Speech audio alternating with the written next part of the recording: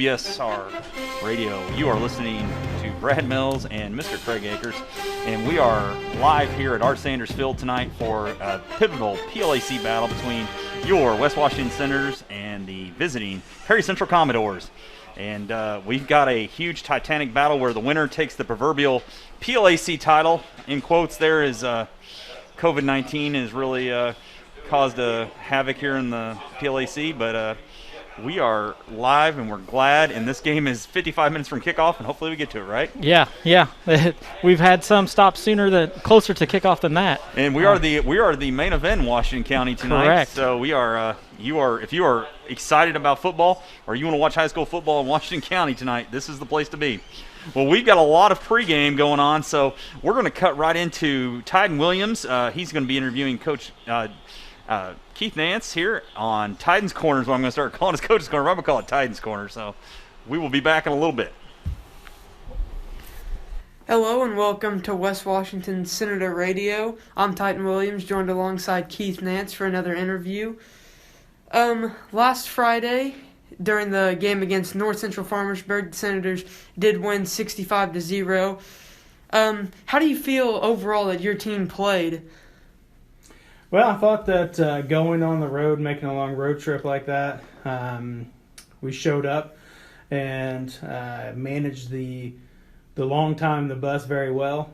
We started off strong. We executed well. You know, those are the things that are important when you have to travel like that, because sometimes the travel can impact your focus, your ability to execute, and sometimes the outcome. So we knew going in that the opponent was a weaker opponent, and we were probably a stronger team overall, but we wanted to make sure that we came out and executed in all phases of the game, and our guys did that from the start of the game, and then executed well enough in the first half that a lot of guys got some playing time in the second half, which was nice because, you know, you make that big road trip, you'd like to see those younger players get an opportunity to go in and play, which they did. So it was a good job all around, from the varsity players and the seniors and juniors all the way down to many of the freshmen that got to play at the end of the game.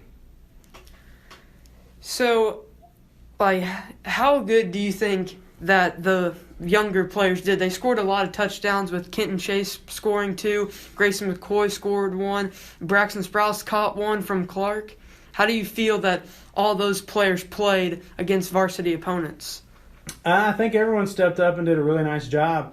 The guys scoring touchdowns, you know, that's a big deal, and those are the things that show up in the stat line. And so that was exciting to see guys get into the end zone for sure. Clark, Nance throwing his first varsity touchdown, that was exciting for him. I know it was exciting for me, so that was pretty cool. But the thing that I think was most important was the way we executed on defense. You know, at halftime we said we want to preserve that shutout, and so a lot of times that doesn't show up in the score in the box score in the newspaper or what have you. But the guys that went out there and played defense did an excellent job of keeping them out of the end zone. So to drive home and have that shutout in the record book. Those guys that played in the second half, they equally contributed to that shutout. So that's pretty exciting. So throughout the entire game, what area of the team do you think performed the best, or that you're the most proud of? I guess I'd say the defense. You know, anytime you have a shutout, it's a big deal. It doesn't matter even the caliber of opponent. You know, sometimes you are the stronger team, but limiting a team to less than 50 yards of offense and not allowing them to score a touchdown in any facet of the game, whether it's special teams or their defense scoring on some kind of turnover or their offense scoring. So having that shutout is exciting. You know, that's one of the things we track for a team record is how many shutouts you have, and I believe that our record in a season is 4. So that kind of helps us chase that record potentially of maybe having the most shutouts in Senator history. So with your team scoring a lot of points, 65 to be exact, your kickoff team has to go out there a lot. And how do you feel that their performance was? It was an improvement. I know from the week prior, it was something that Coach Patrick Burks wanted to work on quite a bit because we had allowed better field position for the opposing team than we wanted. We hadn't given up any scores on special teams, so that's a big deal. But you don't want the other team's offense starting off at midfield every time either. So it was something they worked on quite a bit leading into that game. It wasn't an effort issue. It wasn't even really a tackling issue. Some of it was just discipline on staying in your lanes, making sure that you count on your teammate next to you to stay in their lane. You don't try to make the hero play. You try to make the play that you need to make from your position and play your responsibility, and we did that much better. So did you work on those things during practice throughout the week before the game? Yeah, actually, last week, the practice that we had on to begin the week on Tuesday was nothing but a special teams practice. So we did go over a few different concepts on offense, but probably 90% of that practice was spent on special teams. A few changes here and there, but ultimately personnel changes. But ultimately, it was about getting people to just do their responsibility. We also wanted to shore up our protection for our PAT, and our PAT was perfect. Our PAT team was perfect on the night as well. So, focus on those things and making them a priority, and everybody executed and performed at a high level on Friday. So definitely was worthwhile spending the time on those couple special teams. So with the game that we had last Friday, when do you try to take out, what time of the game do you try to take out your starters and get some of your underclassmen in there to get some experience? Yeah, it's tricky because a lot of people just look at the score. But another thing that we have to consider as coaches is the number of quarters that are allowed for players to play within a week. And the way the IHSAA sets that clock is from the Friday night game until the conclusion of the JV game on Monday night. And typically you only get 5 quarters in a week, meaning if you play 3 quarters in a varsity game, you can play 2 on Monday.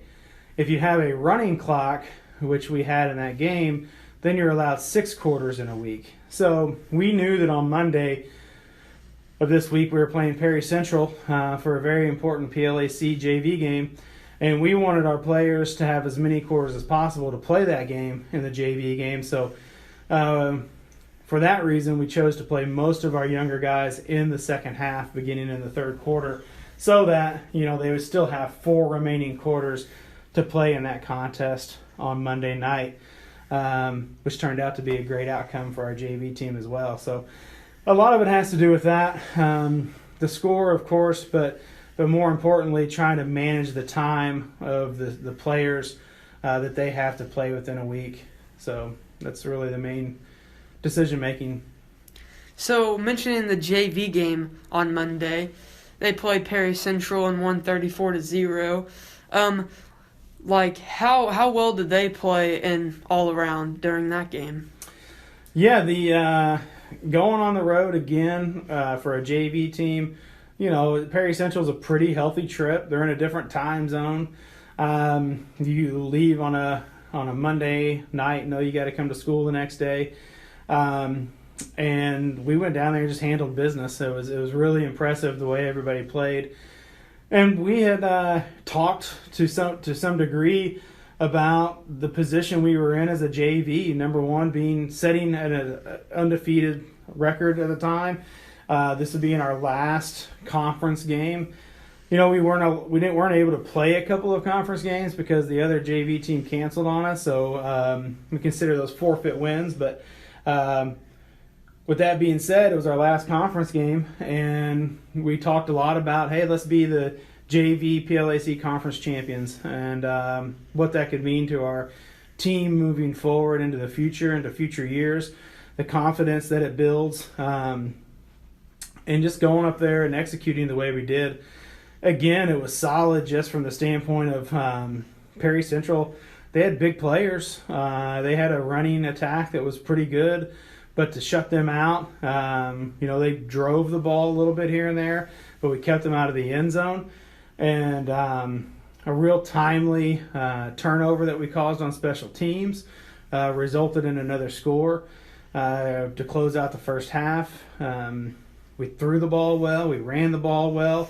A lot of different players did really great things. So you look down to the JV team and you think that the future of Senator football can be pretty bright, because I would say there's no one star that sticks out on that JV team, but there are a lot of players that really play hard and make nice plays. And this year on the JV team, we've really got a nice group of guys working together and playing together as a team, and I think that's why they're undefeated now. So going back to last Friday's game, your PAT team, we haven't really had a bunch of PAT kicks the last few seasons. So what is so special about this PAT unit that you have right now? I'd say it starts with having a kicker. If you think you have a viable kicker at the beginning of the year, then you dedicate some time to working on it. And so Ian, knowing that he had kicked through youth league and had the ability to kick, and that he had someone outside of the game working on kicking with him in addition to what we do in practice, we knew we might have the opportunity to utilize that. And then so to start the season, we also knew that we have a pretty dominant offensive line, and that makes it a pretty high percentage of going for two as well, that you can convert those 2-point conversions after a touchdown. So how we've kind of worked it into the season is we started the season mainly going for two. Then we started saying, okay, after maybe we're up 3 touchdowns, we'll start working on the PAT team in live competition, because you never know down the road when you might need a kick to win a game or to put a game out of reach to seal a game. So we've continued to work on it. As we've gotten more comfortable with the circuit of Clark snapping and Jackson holding and Ian kicking, and purposely picking freshmen to do it, knowing that we could have them work on it in different parts of practice where they wouldn't be taken away from maybe some varsity practice time. And then in addition to that, knowing that those 3 guys could be doing it for 4 years, we knew that it could get pretty efficient. And then we found that there were some shortcomings in the protection that were kind of affecting things. We also noticed on film, did a little bit of research, how fast should you be getting off your field goal unit or PAT unit kick in high school. And they said, you should be ranging somewhere in like 1.4 to 1.7 range. So we started putting some pressure on the circuit to get the ball up in the air in 1.5 seconds. And then we started kind of beefing up our protection with our frontline players because we were getting some heat off the edge. So I got with a little bit of bigger guys to spread the defense out across the front. And it's coming along really well. And I think that we would have the confidence in a really important game to maybe put that team out there to seal it or ice it, based on the circumstances. 4th and goal from the 2-yard line to win a game. The difference between 3 points and 6 points with the line we have, we may try to run it in. But if it's 4th and goal from the 12, we think we have the ability. We're in the middle of the field. We might have a higher percentage chance of scoring the 3 points. So it's just it's a coach's decision at that point. But we are getting and gaining confidence in that unit. So also on Friday, you have a lot of players that play both ways. How tough is it to keep players healthy just throughout the game when they have to play both ways? Yeah, that's the blessing and the curse of playing at a small school, I guess. When I played in high school, playing at a much larger school at New Albany, we didn't have two-way players. So, I had the opportunity to play offensive line, but never got the opportunity to try defense. So it could be a blessing for players to get an opportunity to play both sides of the ball. But it's also difficult because it can affect your depth. It can affect your physical conditioning. And then, like you said, it's the opportunity of getting extra hits can kind of ding you up and bang you up a little bit. But we got tough kids here, so our kids really step up to the challenge, and we really need to put the best possible 11 players out on the field that we can, especially down this home stretch. It becomes real important.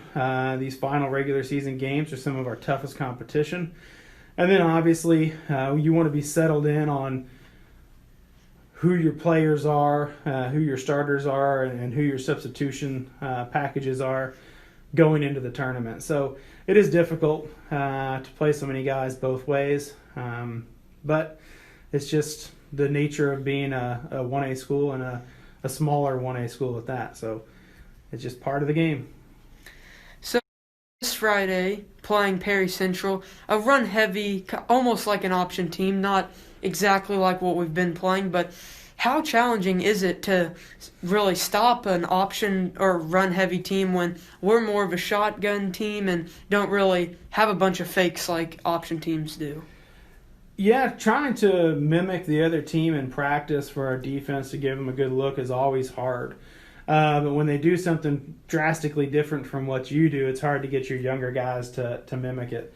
So it is difficult to prepare for. And this style of offense really has to run through a quarterback that's good for it to work well. And Perry Central has a very good quarterback. He's a big kid, 6'2", 200 pounds. He's a strong runner. He's got good speed. He's a very good leader, very tough guy. And he does have the ability to throw the ball. They're missing some weapons in the receiving group, mainly because they lost a big tight end who's going to go play college baseball. So you know what kind of caliber of athlete he is. So that being the case, they're probably going to rely more heavily on the run game. And the hard part with that, too, is getting a team off of the field and if they're a primarily run-oriented team, because teams like that are happy to get 3 yards at a time. And, those people that have watched a lot of football understand that when the offense is running downhill at you, to stop a team for no gain or negative yards or 1 yard is difficult. When they're running downhill and as a defense, you're reacting to what they're doing, it can be difficult to get a team off of the field if they run their offense efficiently. So that sometimes you'll hear our coaches yell from the sideline that on first down we gave up too many yards, because in a team like this, a 5-yard gain on first down, they get real comfortable. The opposing team gets real comfortable if they're a run-oriented team, because they know that they now have 3 more downs to get 5 yards, and it's not easy to get 5 yards, but it makes the job a whole lot easier. So you like to try to get them behind the chains, either if they make a mistake or you're able to stop them for a loss or no gain occasionally here and there. It makes a big difference, because for a team to be in 2nd and 10 if you're run-oriented, as opposed to a team being in 2nd and 5 or 4, it's a big deal. So you want to come up with big plays on first down against a run-oriented team. So these last 3 regular season games probably going to be some of the toughest games that we've played all year. How have the games, to start the year, really led up to these moments, these last few games right before sectional? Well, you can't control your opponents. You can't control who you're playing. So I'm sure there are a lot of people out there that'll reference our schedule and the strength of schedule that we've played thus far. But I will say that our kids have done everything that they're expected to do against the schedule they play, and then some. So I think that that's reflective of what kind of team we have. And then also there were a couple teams on our schedule that have the ability to score points, that have the ability to make it difficult on your offense. And we have executed very well, and we've performed very well. So I think we're deserving of our current place in 1A, where the coaches poll I think has us at 4th. But there are bigger challenges ahead of us, no doubt. Perry Central will be the best team we've played so far on our schedule, so it's a big challenge that we have to rise to. They're on a 4-game winning streak. In those first couple of games, they had some kids that weren't playing, so they have most of their team together. right now, minus the tight end I referenced earlier. So they're running downhill, so to speak. And then next week we play not a traditionally great 3A school, but a 3A school nonetheless in Washington. And they're going to have a bigger team. They're going to have some athletes on the offensive side of the ball that we have to contend with. And then Salem is having an excellent season. If I look back at their schedule, I think they've got 2 losses right now, but they probably should only have 1. One of them they lost in a super tight game to start the season, and could have very easily been a win. So a good Salem team, and that's a big punctuation to the end of the year playing your rival like that. So we definitely have some challenges ahead of us. I do think this team is ready to step up to those challenges. So it's exciting. It's exciting to test yourself against great competition. So we're excited for the upcoming weeks. So with this game, this will be a conference championship game. Both teams undefeated in the conference. So what does your team need to do to really win this conference title for the second year in a row? Well, I think defensively we have to get we have to get their team off the field. So we have to be good on first down. I talked about that a little bit earlier in dealing with the run-oriented offense. And then when we're on offense, we really need to not shoot ourselves in the foot. I think that our team is built to do the things that we want to do, the game plan that we have, the play calling. They are all built around a strong rushing attack with a good mobile quarterback that can also throw. So that's just a matter of focus and making sure that we execute what we have on offense, because our offense is very strong, I believe. Defensively, it's the same guys for the most part playing both ways.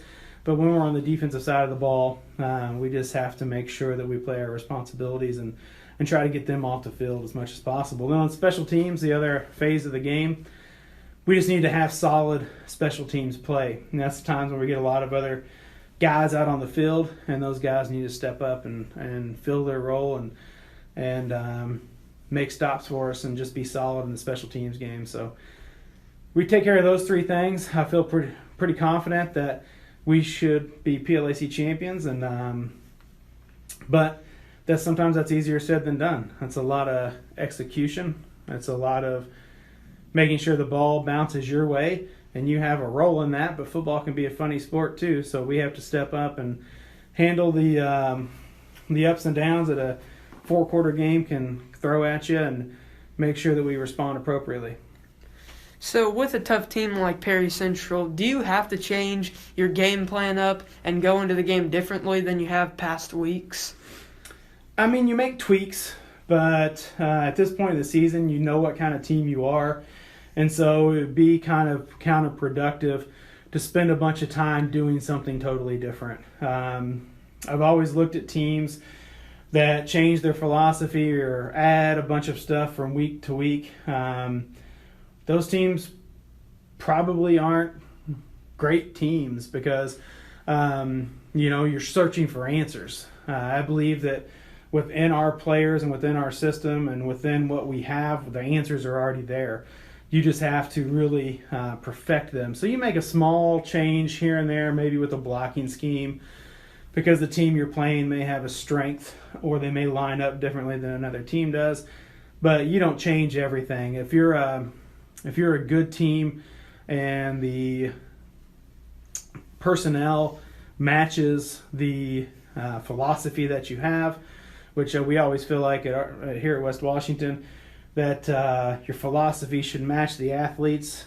You can't force the athletes to match the philosophy. So we've been running the same style of stuff for several years, and you just tweak things a little bit, especially if the personnel changes. Right now we're a little bit heavy in the running backs and a little lighter in the wide receiver core. So we make small changes to fit our athletes, and right now what we're doing is good. It's what's made us a good team, so we're going to stick with it. So final question here. What do we have to slow down to be able to stop Perry Central? Well, there's a couple plays that probably worry Coach Gibson, as the defensive coordinator, and the fans will see right away. They'll be pretty multiple in formations. They do like to get in a wishbone set with 2 tight ends, and they'll try to hit you off tackle, just run off tackle and get you can get a lot of good angles in the run blocking scheme, running off tackle, get a good angle and get a couple of yards and continue drives. The other thing that can be a little nerve-wracking is they run a little inverted veer option with jet motion. So the jet motion will come across, the quarterback will either give the ball to the guy going in jet motion to run sweep, or he'll pull and hit the off tackle area, and they'll leave a defender unblocked and make a decision on which of those 2 things they're going to do. So you got to depend on your guys being super disciplined when that happens. So those are the things that are probably really nerve-wracking. But if I were to pick one key and one guy to look for on their side of the ball, we got to slow down the quarterback. He's got the ability to make plays, to extend plays, and keep their offense going. So if we can hold him in check, we're going to be pretty good. And the other thing is, if you see them moving to throwing the ball more often than they like, then that means our run defense is playing pretty well. And we prefer him to be throwing it than running it. So we'll try to force him into that. Well, that is all I have for tonight on West Washington Senator Radio. I'd like to thank you for joining in, and that's it for today. All right, thank you. Welcome back to Art Sanders Field here on West Washington Livestream, simulcast on WWSR, the official home of West Washington football. I'm here with Craig Akers, and we are 28 minutes away from game time. We're going to be going into some interviews here. We have the brothers Gibson this week. We're going to start out with our Gibby, Mark Gibson, and then after that you're going to hear my interview with him and his brother Greg Gibson. We did have a little snafu with Greg's cell phone, so we spliced it together. So if it sounds just a little choppy, please understand that. I don't know if Mr. Akers here did a great job of editing it, so just in case if you hear that, maybe we asked the same question twice. But let's go into that interview with Gibby. Welcome to West Washington Livestream. This is Brad Mills. I'm sitting here with defensive coordinator Mark Gibson. Got to make sure I get that right this week, as I will be talking to both the Gibson brothers. As West Washington is getting ready for their huge Patoka Lake Athletic Conference matchup with the Perry Central Commodores. So after about 5.5 hours on the road in a bus, we survived North Central and got a big win. Yeah, we came out. North Central's playing with some young guys up there, so we knew we wanted to go up there and be physical. And the guys, we were worried a little bit about how are you going to come off the bus after 2.5 hours on the drive, so that was a concern for us. But the boys came out, and once they got the blood flowing a little bit, things worked out pretty well. And again, up front on both sides of the ball, we kind of took care of business.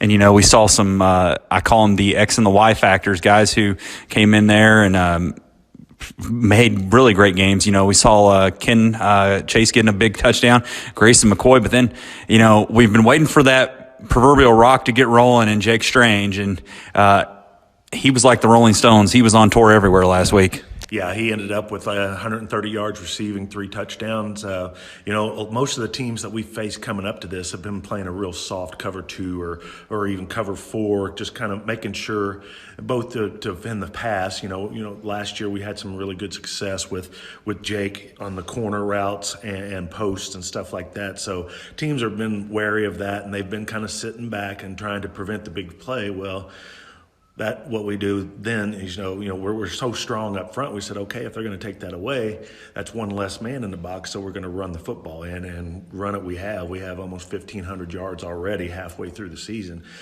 so rushing the ball. So, teams kind of have to pick their poison. And that was just a game where they said North Central actually did load the box. They put an extra guy up there trying to stop the run, and Holden and Jake took advantage of it. Parker had a 56-yard touchdown. We ended up with over 230 yards passing, so it was nice to get that going too.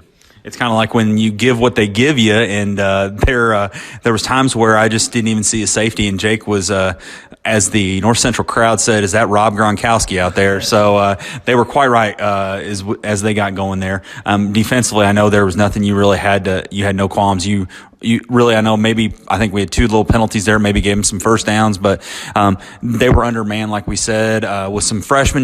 That's not what we're going to see this week, of course. We've got probably the best team on our schedule so far. So what do you know about the Perry Central Commodores, other than the head coach there who you might have known from back in the day? Yeah, their head coach, Coach Greg Gibson. I spent a lot of time with him growing up. Obviously, no, but like a brother to you, right? Yeah, absolutely. Yeah, but he's my oldest brother, and we've been going at it here for this is my 28th year, and he's been at Perry for over 30. So, we've been going at it pretty good for the last few decades. So it's always fun, and it's always a really good game. Sportsmanship wise, both programs have a ton of respect for each other. They had a great, when he was the offensive coordinator down there, they had a great run a couple times going to the state championship game and several other semi-states and regional teams. So they've gone through some really good years, and we've had some really good teams here in the last few years. So it's been really good, and you're right, this is the best team we've faced so far. And they haven't changed a whole lot. They're going to run right at us. They're always strong up front.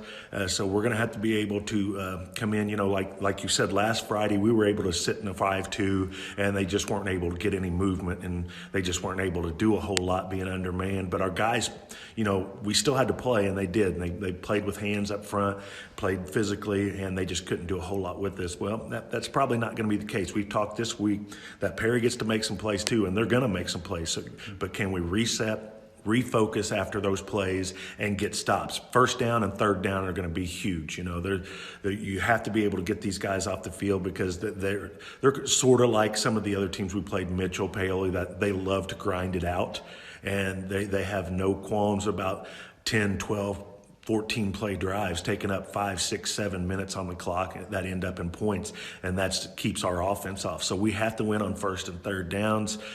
We have to watch out. Number 17, their quarterback, is the Bland kid. He's been quarterbacking them, seems like, for 10 years. But it always seems like that down at Perry. There's a guy there who, your nephew Bo, I thought, is this kid ever going to graduate when he was there? They do that, and it's like I said, they do a great job of getting their guys ready to play early, and it does seem like they're there forever. And Bland's a really nice quarterback. He can really hurt us with his legs if we don't play up front, and he throws a really nice ball too. He had some really nice throws to his tight end both games last year.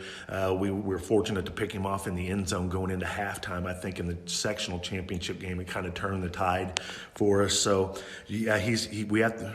We're going to have to be able to contain him. And, they were without a couple guys early on, but once they've got some guys back, they've won 4 in a row. So they're going to come up here and take their swings.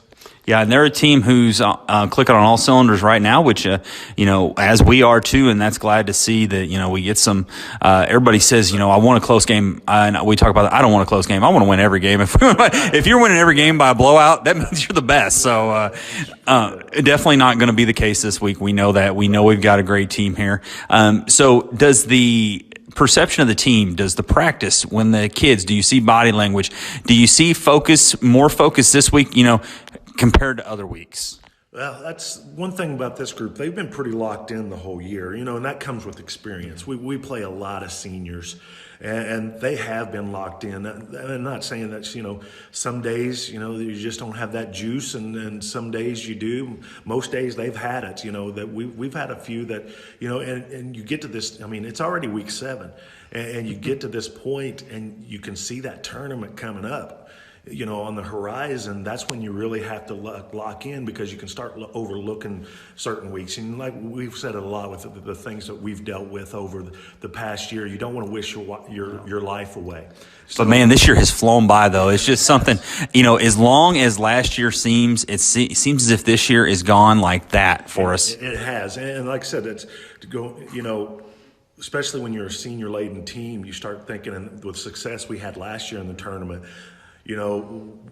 they start thinking, oh man, I can't wait to get back to that tournament. Well, we have 3 more weeks, and we have to get prepared. And right now it's about tuning up. So sometimes, at this point, the coaches, even we talked about it yesterday, we have to bring a little extra juice because things get a little stale. We do a lot of fundamental periods and stuff like that, and a lot of the same thing, a lot of repetition, and it does get a little stale. So you bring up a good point. You have to stay on these guys to make sure they're focused and locked in, and that's on us as coaches too. We have to bring some juice too, because and we have to remind them, and with this group, they don't have to be reminded that Perry Central's a good program, so definitely won't be overlooking. But the focus has been, they know who we're playing, and with all the craziness and stuff, we're not real sure how they've talked about not having conference champions or things like that, but we talked about it Monday. We're treating this as a PLAC championship week, and we got to have that focus. And in a year of unexpected, that's just totally been unexpected. No year like this. Anything that you look moving forward, you hope that you just keep getting ready for that tournament, and you take care of business because, like we said, week by week, we've got the part of the schedule. This is a big conference game, and we've got some non-conference games against some bigger schools to end the season. So you treat all those very good schools, that we're going to be going up against, and good programs. So as we transition on, the Senators are going to be taking on the Perry Central Commodores tonight in this battle for the PLAC. Thank you, Gibby, the real Gibby, the OG Gibby. Our Gibby. Tell Coach Gibson down there that if he doesn't want to give 17 the ball very often, I'm fine with that. So no, just tell him I said hey, and we'll see him up here on Friday night. All righty, we will. I'll be talking to him next. You're going to hear Coach Greg Gibson of the Perry Central Commodores coming up next.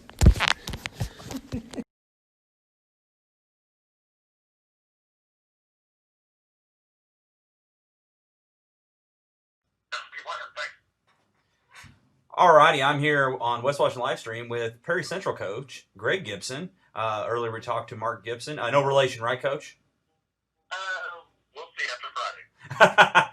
And so we gave him a hard time. He had something I'll share with you at the end there. I was hoping that we could do something like the Newlywed Game here for the Battle of the Brothers, but but thank you so much. I tell you what, the Perry Central Commodores have went through the season with many waves, almost like the Ohio that you guys border down there, and you guys are on a 4-game winning streak now. So what's been the secret, and what should we expect Friday night?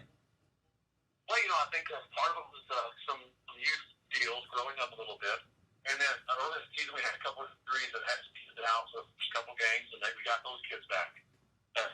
And then we basically went through a streak of injuries where we've had, I think at one point we had 5 starters on the sideline. So we kind of weathered some storms, and we've kind of battled around a little bit. And I've been proud of the kids. They've come out, and I think in the 4 games, they understood what we wanted done defensively, and kind of just got better every week. So it's just one of those things where it's kind of clicking, and we played pretty well in 4 weeks.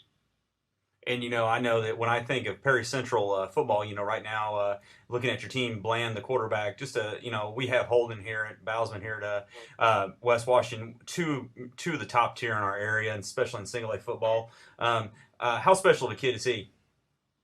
Well, he's a good kid, a competitor, and just like with Holden, they both are competitive kids. They're students of the game, and both of them have been around for 4 years, and so I think the game's really slowed down for Cameron. It's almost the cliche of having another coach out there, but we talk after games or in between series, and it's just like he just sees things. He say, I think this will work. We're having trouble with this.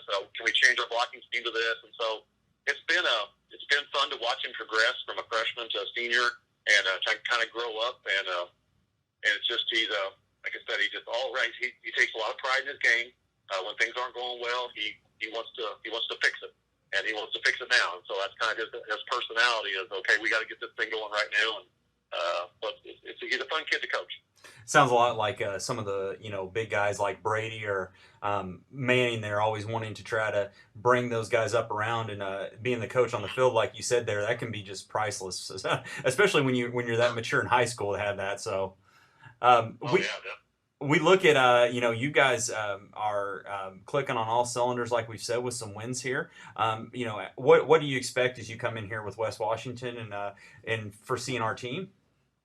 Well, I think it's been a great drive as we went through those years. It really doesn't matter record-wise. I think just like the teams really played well against each other.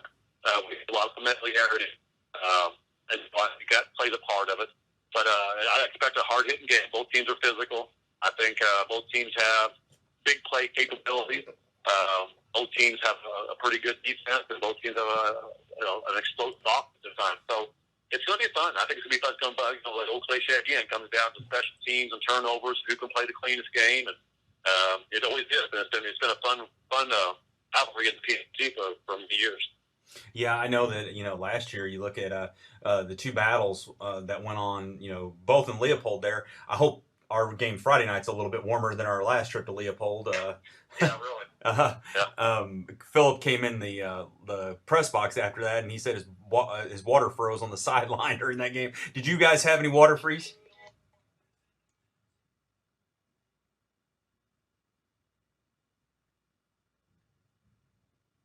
But yeah, so the cold there definitely. Did you guys have anything freeze on the sidelines there during that sectional championship game? I think a lot of people's feet did, but other than that, no, I think we were okay. But yeah, it was cold. It was getting toward the end of the season there, and it was definitely a deal where we remember that's for sure. Well, I would really like to thank your athletic director who kept that press box nice and warm for us. So we were doing the game. I was toasty and warm, so we got that, and then that's a battle, and then we had all the issues with the clock. So it's like, oh my goodness, I know everybody was. We were all trying to just get through that, and as we got it's always a battle when we go there. Do you have any memories with this rivalry of it being like one that stands out to you the most? Well, I'll be honest with you. No, I remember bits and pieces, different plays. I remember a couple of years back, going down the wire, you guys kind of jumped on us, and I think it must have been maybe Bland, maybe a sophomore. It had to be a sophomore. He was second, maybe down there, and he kind of came into his own a little bit that game. We started. He did. A little bit more off tackle, and he had a nice night that night, and kept us in the ball game. And it was a good game for him.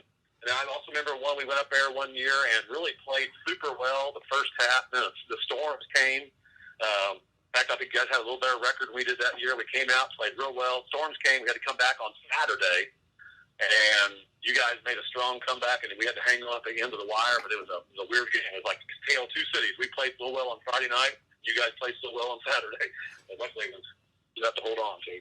Ever something happen and a good night's sleep in your own bed helps you out a lot there. Well, Coach, I will tell you that brother did tell us that he said if you could Friday night, just not let 17 carry the ball too much or throw it real deep. He'd appreciate it. He might even let you go first at Thanksgiving dinner. There you go. I don't know, but I tell you, it's fun when we get the families in there. So we're very thankful for him, and I know all my friends at Perry Central are thankful for you down there. We wish you guys safe travels as you come up here. We're looking forward to a great game, and thank you for joining us here on West Washington Livestream. I appreciate you doing this and letting us have a little piece of your time, and thanks. Well, we look forward to a good game also. Well, thank you.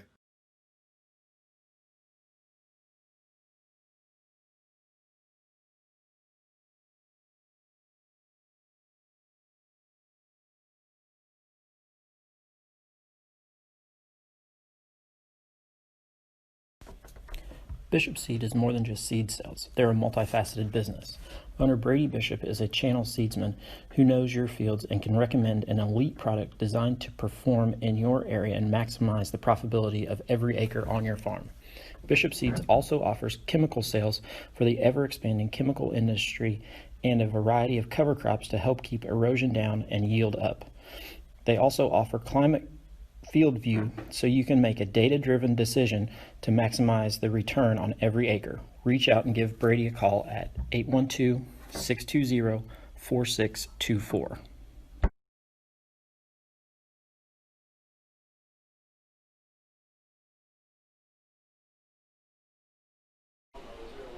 Back to live action here at West Washington, where the Senators are taking on the Perry Central Commodores. We're 11 minutes away from kickoff, but we've had quite the pregame going. We've heard from Titan, the student broadcasting class with Coach Nance. Then we had Gibby, our defensive coordinator, and then his brother, Greg, who is the head coach at Perry. So the Battle of the Gibsons there. Yeah, like Battle of said. the Gibsons tonight. So, overall, West Washington has come in and really hasn't been tested yet. And tonight could be the night where they get tested. And, last year we had that Paoli game, of course, and you can talk about all the personal tests that had to go down with personnel being dropped so early in the season last year where we really didn't know. But things have been clicking for the Senators as they go in here.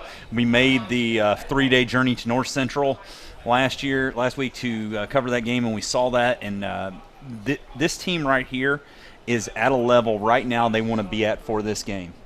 They're playing well, and they want to. This game is one that can lead into the sectional play. This is a sectional opponent. It's also a PLAC opponent.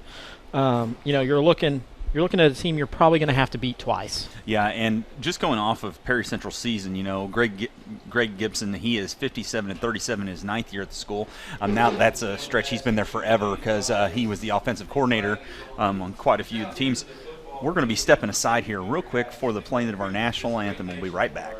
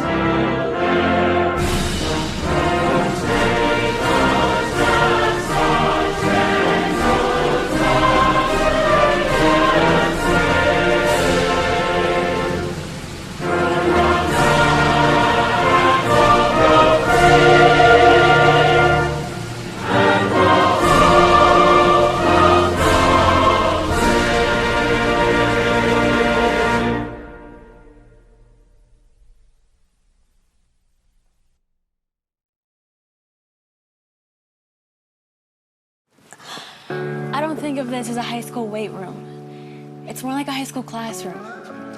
I'm learning how to manage my time here. I'm learning that it's important to have goals and that it takes persistence and commitment to reach them. And I'm learning that the best way to lead is by example. Indiana High School Sports. They're more than just a game. Come and see me play. Welcome back to West Washington Livestream, simulcast on WWSR, the official home of West Washington football. I'm Brad Mills alongside Craig Akers as we are now within 7 minutes and 55 seconds. We got cut off there by the national anthem, not a bad thing to get cut off by. But we were talking about Perry Central's current season. They stand currently at 4-2.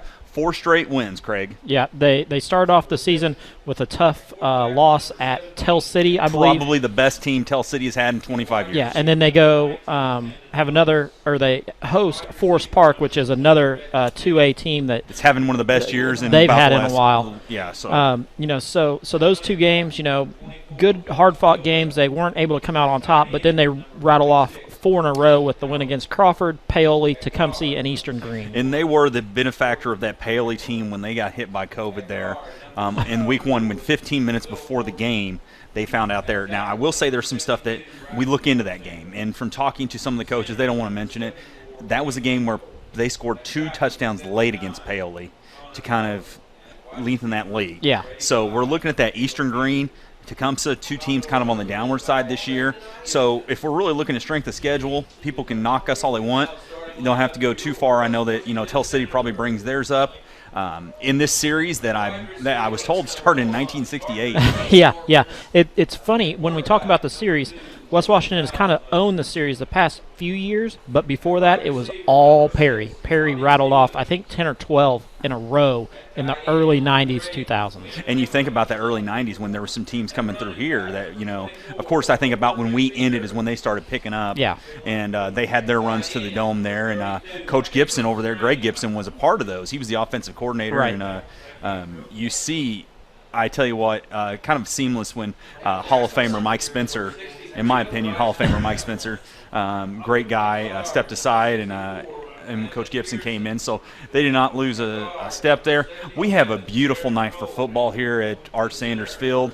I'm seeing some more people roll in. This warms my heart because we did get to expand a little bit on attendance. And if there was one game that you get to expand your attendance on, you want it for this crucial conference game. Right. This is a good one to allow more people in. We were able to do that, so we've got some portable seating, I guess you would call it. Some caution tape up for people who want to bring their own seats. I don't see anybody really taking advantage of it yet. Well, I think a lot of people, it is a little chillier, so people are, kind of we got the late arriving crowd from Perry Central over there. We even got the green porta pots just for them over there tonight in their color. So it's a matchup of two teams. This is going to probably be the winner of the conference if we're able to have a conference champ, depending on some playing games later. Yeah, so. And there's some votes that got to go down, and it's very hard, especially when you have one team in your conference that basically loses a month of the season, and if they even return, which is a big question mark, because if you've not been able to practice or participate, what can you do? Right. So we'll cross that bridge when we get there. Next week we have a game scheduled. So God willing, we're on fall break. Hopefully we can do that. Here in the county, there was a game that was affected by it already. So we are canceled the county volleyball tournament here tomorrow, which is. That's just one major thing that we got going on, and it's for the safety of our kids. And congratulations to the Lady Lions of Salem. They were regular season champs. So. Right, they beat Eastern and they beat us, so that makes them the county champs. Yeah, and that's what you look at that, and you hate that for kids, but if they save everybody and healthy, and we got sectional draw coming up on Sunday there, so let's hope that's the last time we get to talk about COVID-19 tonight, and let's talk about football and this great matchup we have here. We talked about Bland, one guy that is not out there for Perry Central, Reese Davis, the senior 6 foot, 200-pound tight end, a kid who really, really made a difference last year. Last year when we played him, it was his show along with the Mason Armstrong show. I made in the regular season, I made the reference earlier. Mason went off for, I believe, 5 touchdowns in that regular season game, and then came back and had 3 more in the sectional game. So he had 8 touchdowns just at Perry alone. Yeah, Mason was the bowling ball there. So I tell you what, we've got another bowling ball, and he's number 6 out there. Yeah, he may be one greater than Mason when it comes to punching in on the goal line. Well, Mason was number 5, so Bobby wearing number 6. Yeah. Definitely, he's going to get a load of touches tonight, along with Roper out of the backfield, number 24, the sophomore. And then you always have to leave somebody who's spying on Holden, because as soon as you don't, he's going to tuck it and run for 40. And I really want to see if Perry has the athletes in order to contain a player like Holden. In that sectional game, championship game was not a pretty game. Yeah, no. But it was. You saw Holden kind of. That I feel like that was the game that Holden really put his foot in the ground and said, "Hey, I'm going to put this team on my back, and I'm going to take off, and everybody's going to follow me." And that's what everybody did. Our offense followed him down the field as he was scoring, and Perry's defense was chasing after him. And I think he had 2 scores in that game. It really does kind of. It's different for me as we hear cowbells, as we got everybody. We got Perry taking the field here, and the Senators on the field also there. They were behind this giant pole in front of me here. I didn't see them. I looked at the Bowsman statue down there, and they weren't there. The cheerleaders were walking off, and they were all behind this pole, but they're on the field. For those of you listening to us on the radio, the Senators are rocking the silver helmets tonight with the beautiful blue uniforms there. All blue. They were all white last week. Now they're all blue. We had the conversation with the people at North Central on how many different uniforms we could wear, and You got the answer. I believe it's 16 different combinations. Man, that's more than you get on like in one of those NCAA games. Well, it's like the Oregon Ducks. I mean, Yeah. they go through all of the combinations, and actually, tidbit of information that I have, the golf coach at Oregon gets to pick what the football team wears. Gets to pick the color combination. He goes in on the Thursday before, and he picks the combination of what they're going to wear. Now, I hope he's not colorblind. 'Cause that would be some of the colors that they wear. I think maybe he hopes he is colorblind. As we get ready for the coin toss here, Holden and Bryce go out there to meet the captains for Perry Central there, number 21, Caden Winter, a really good athlete. I called his name quite a bit last year. I believe that's number 85 also out there. That's Caleb Peter, senior, wide receiver and defensive back. So we'll see what happens here. I tell you what, we're excited. Perry's rocking the whites with the black. Yeah, the black pants with the stripe there. I can't believe somebody in that county would rock the Bulldogs black. I know they'll never touch red or white there, but all white there. They've got the logo, the different one. They put the Commodore on there we talked about, no longer the Purdue P. Yeah. And so we have the coin toss. And Perry's going to receive, and they'll be heading towards the scoreboard there, and or as me and Mr. Akers head towards home. Yep. And then we will be headed towards the I believe that is the east. No, that's gonna be this north south. Yeah, that's gonna be south end zone towards Mr. Akers' room. So yeah. So we're gonna be kicking off here, and I tell you what, something that we see a lot, Jake Strange. An awesome kicker here. He got to put some yards up here, so let's see what happens as he's going to be having a plethora of Commodores out there that are just dynamite fast. Now, we've talked about one of the keys tonight. It's going to be in the trenches, those big linemen. So what we can do, and Perry will have big plays. How we respond to them. That's going to be the key. How do we respond to the big play? It's kind of like when you are a boxer who hasn't been hit. Yeah. You take that first punch, then what do you do? So we've got a beautiful night here for football at R. Sanders Field. Jake Strange getting ready to kick us off here for what could be a PLAC championship for either of these teams. Big shout out to all of those of you listening on WWSR, along with those of you who have tuned in on IHSAATV.org. Appreciate all of you who are out there listening. And Jake kicks off as the lights in the parking lot come on same time, and that ball is fielded in the backfield by number 11, and he is going to be ate up there by a whole slew of Senators. That was number 11, Ethan Edwards there. And we're going to get a penalty flag on the field. I believe we're going to get a hold or a block in the back somewhere. Okay, well, that would be good for the Senators because that ball currently stands on about the 27-yard line. So if it did, that'd put them back to about the 17. Yeah, that'd be great starting position for the Senators defense. And it looks as if we do have a hold. Yes. Yep. All right. Block in the back, I believe, is what they called. Yes, actually, I saw the hand there. Sorry about that. Yep. It'll be first down. They're going to mark that off, and what a great way to start. Yeah, especially off of Jake, who really didn't get a hold of that one very well. You're going to hear me call number 17 there, Cameron Bland's name a lot tonight. He's athletic. Him and Holden are definitely on par with each other there. I know that he's going to be – his biggest thing is he doesn't have his tight end, his security blanket there. This is going to be a different offense. You're going to see them – there's going to be a direct snap to Bland. He is going to be drugged down there by Mike Leach. They're going to try to get 3-4 yards each carry. And like we heard, the Senators want to get the Commodores behind the chains. They want them to be in 2nd and 10. Yeah. And so we're sitting here at second. It's about second and 8. 11:30 left here in the first quarter. Perry with a bunch backfield there. Winter in the backfield there along with number 24, Stillwell. And there's a snap. It's going to be a pitch to Stillwell to the outside. He's going to cut it back in, and he is met by – oh, ball's on the ground! Ball's on the goose! Glenn Rankin comes up with it.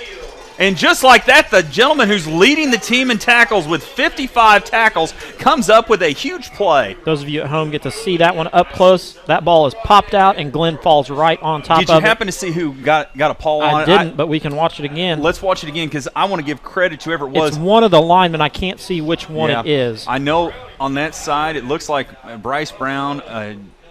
We've got Landon Pearson, a lot of guys. So we're talking about a big play. Now, how do you respond? That's what the Senators want. Wow. You're playing with the house's money right here, so get ready. I'm going to say that Holden's going to be doing something quick here.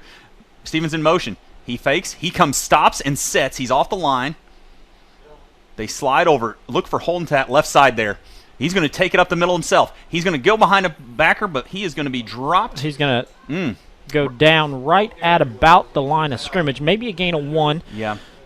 Coach Tankersley over there on the other side moves it 1 yard for his nephew there. 1 yard gain. Yeah, they moved him back. He was trying to give him 2, and it looks like they just moved him back there. So got the uncle helping him out there. So they're going to go with that T backfield there with McFeeters and Stevens. I did like seeing Bobby come in motion there. And there's going to be the handoff to McFeeters. He cuts left. He gets skinny, and he's going to drop. Oh, man, I tell you, he got that couple extra yards there. Yeah, right at the end of the run, picks up another couple of yards. And you talk about that. That's going to put us in a 3rd and short there. So that's really good for McFeeters there as he gets us going. About 3rd and 4 here. There is 1:27 left, and the Senators are cruising here. So, of course, they're in 4th down territory here. So, I mean, I think you may see a quick run here again and then followed by another one. Parker Green set on the inside here. And it's going to be Bowsman. He's got a block. He's got a whole herd, and he's going to be cut down right there. And that's going to be just short. He tries to get to the edge and doesn't quite get there. Yeah. And you look, Bland breaks him down. I'm going to see the spot on there. I apologize. It is actually, he's on the 22, and we need to get to about the 18. So we might have lost a yard there. And let's see. We got some forward progress. We got they're calling for a measurement. Hi. Wow, okay. Weird angle. That's inside the 20, so that's at the 18, which is right where we wanted to be. So we see Maybe Coach Sullivan jogged that across the field. Hopefully he took a couple links out of that chain while he was working on that for us. If not, we're going to have to, cut off what we're paying him, what's half of nothing. Oh, we got it by that's really close. Every official there is looking down at it. He's got it. I mean, you couldn't fit one of my nose hairs between there, but there he got you go. it. So there you go. First down, Holden picks that one up. Wow. And that's one of those angles we're talking about. I'm looking across the field. I'm like, why are we even measuring this? Okay, so it's not as bad as our angle last week we had, which was I think we could That was a very interesting – the press box was offset, so the press box wasn't at the 50-yard line. Great hospitality. Yeah, Central. Great hospitality. Great box group there we had. Anytime we go on the road, it was so nice to have that it was like a home game for us. All right, that's going to be the quick pitch to Bobby, and he's going to be outside. Roper McFeeters with a great block, but Stevens is going to be chopped up there. But, man. He's going to hurdle one and then get knocked down by the second one. So, looking at there could be a flag. Flag comes in. Which, if you're going to get a flag, you get on first down, it's going to be a hold against the hold center. on the offense. And, that left side there just kind of came apart, and I don't think it was on McFeeters throwing that block. I think it was somebody else on the secondary. I think it was the line. I think one of the linemen got a hold there. So. And we talked about those. The line is going to be pushed, and they're going to bend, but they're not going to break in this game. So I actually don't mind having this many yards out because I think this gives Holden a chance on first down. He might chuck one here. That was a big hold there. So I tell you what, we got Jake Strange. I'm look at this, how it's okay. Look how Bland is over on this side. That puts Jake in single coverage on the left side. Holden rolls. He's going to cut back. He's going to try. He's going to find somebody. He's going to double pump. He's got it up in the air. And that ball is batted down right in front of Jake Strange there. Great play by Ethan Edwards of the Commodores. He got up, and Ethan was able to come back. It was a ball that Holden had to kind of throw off the back foot, so a lot of air under it. But well, and we've seen, Jake has been able to, kind of roam free a little bit a couple of weeks. And that's not going to happen this week. No, he's had, Jake is, crazy that he is averaging. He's got 253 yards on the year and 4 touchdowns. I feel like he had 253 against the first game. There's McFeeters. He busts. He's going to keep on trucking. He busts through one tackle and gets all the way down to about the 15. 15, you are right. And I finally figured out. Oh, nope. Oh. Sorry, 11. I'm off. 11. It is a night of, disillusion. Let's get them all out of the way right here at the beginning. Yeah, let's just let's make sure. Let's spin a top and see if we're and if this is all a dream or fantasy right now, because I feel like I'm in some kind of crazy time warp here where I can't tell. So we're about 3rd and 5 here. All righty, here's going to be the snap to McFeeters again. He's going to cup the middle. He's got some daylight. And right at the end, we got a flag. That's going to be a flag. So I don't know. I'm seeing Charles Madden fall down to a knee, and that's what I don't know if they got him on that. Another hold on the Senators. Now, that is crucial because that's going to bring up a 3rd and about 15 now rather than a first down. So let's see if we got the spot. Okay, if we get it from the spot, did we get the – oh, goodness. Now they just nudge the flag, and it's going to be a hold against the Senators. And they're going to mark it off, and it's going to remain 3rd down. But, man, that's going to be a long first down. So now we're back to the 18? Yeah, just about the original line of scrimmage there, I believe. So we've got a 3rd and 10, 3rd and 11, excuse me. So here we go. Clock is running 8:53 left, 0-0. West Washington was able to recover a fumble on the first play of the game. Here we go. Stevens up the middle, and he is a barreling down, and he comes down right at the sticks. Right at the sticks, and that's going to be a judgment call there. It's going to be 4th. I see the 4th on the official, so we've got that switched over there. Coach Tankersley's got the 4th down. So going to be 4th and about 1. I'm telling you, if you go to the battering ram again, you go again here. So you've got lots of options. This is Coach Dwayne Nance there. Now the question is, who do you go to? Do you go to Bobby, do you go to Roper, or does Holden roll it? He's going to go to Roper. Roper's got an edge, but he is going to be dropped, and that's going to be a turnover on downs very easily. We'll see that he did not get the coverage he had. As he came off the edge there, it's like his blocker could not get to that secondary level. The line has it's the key to the game, and the line is getting the first block, but then they're not finishing that block so far in the game. So with 8:14, Perry back with the ball, they're going to be on knocking on their own 9-yard line here. So with the Senators, they got the fumble earlier. Let's see if they can do something here to stop. I'm telling you, let's see if we can get Andrew there in the middle. And there's Charles Madden bust through, and the ball is going to be down right there about the 11. Bland with another carry. He's got it. It's going to be 2nd and about, I'd say 9. 9, yeah. And we talked about this. We want to put him there. We want him to get that 3rd. We want him behind the chains. And you see some guys running off there. Landon Mullis running off for the Commodores there as they almost broke the huddle. And Charles is going to have to come out. That's not a good thing. He's coming off for a play. He's got an equipment issue, it appears. His chin strap is giving him all kinds of heck. Or did he have a necklace on? He's got a necklace on, so that's going to bring in Cameron Van Cleve. Now that's huge because if I'm Bland and I see an all-conference linebacker right there, I'm coming right up the middle on him because I want to get it to 3rd and manageable here. So last time, remember, they went to the outside with Stillwell and he fumbled.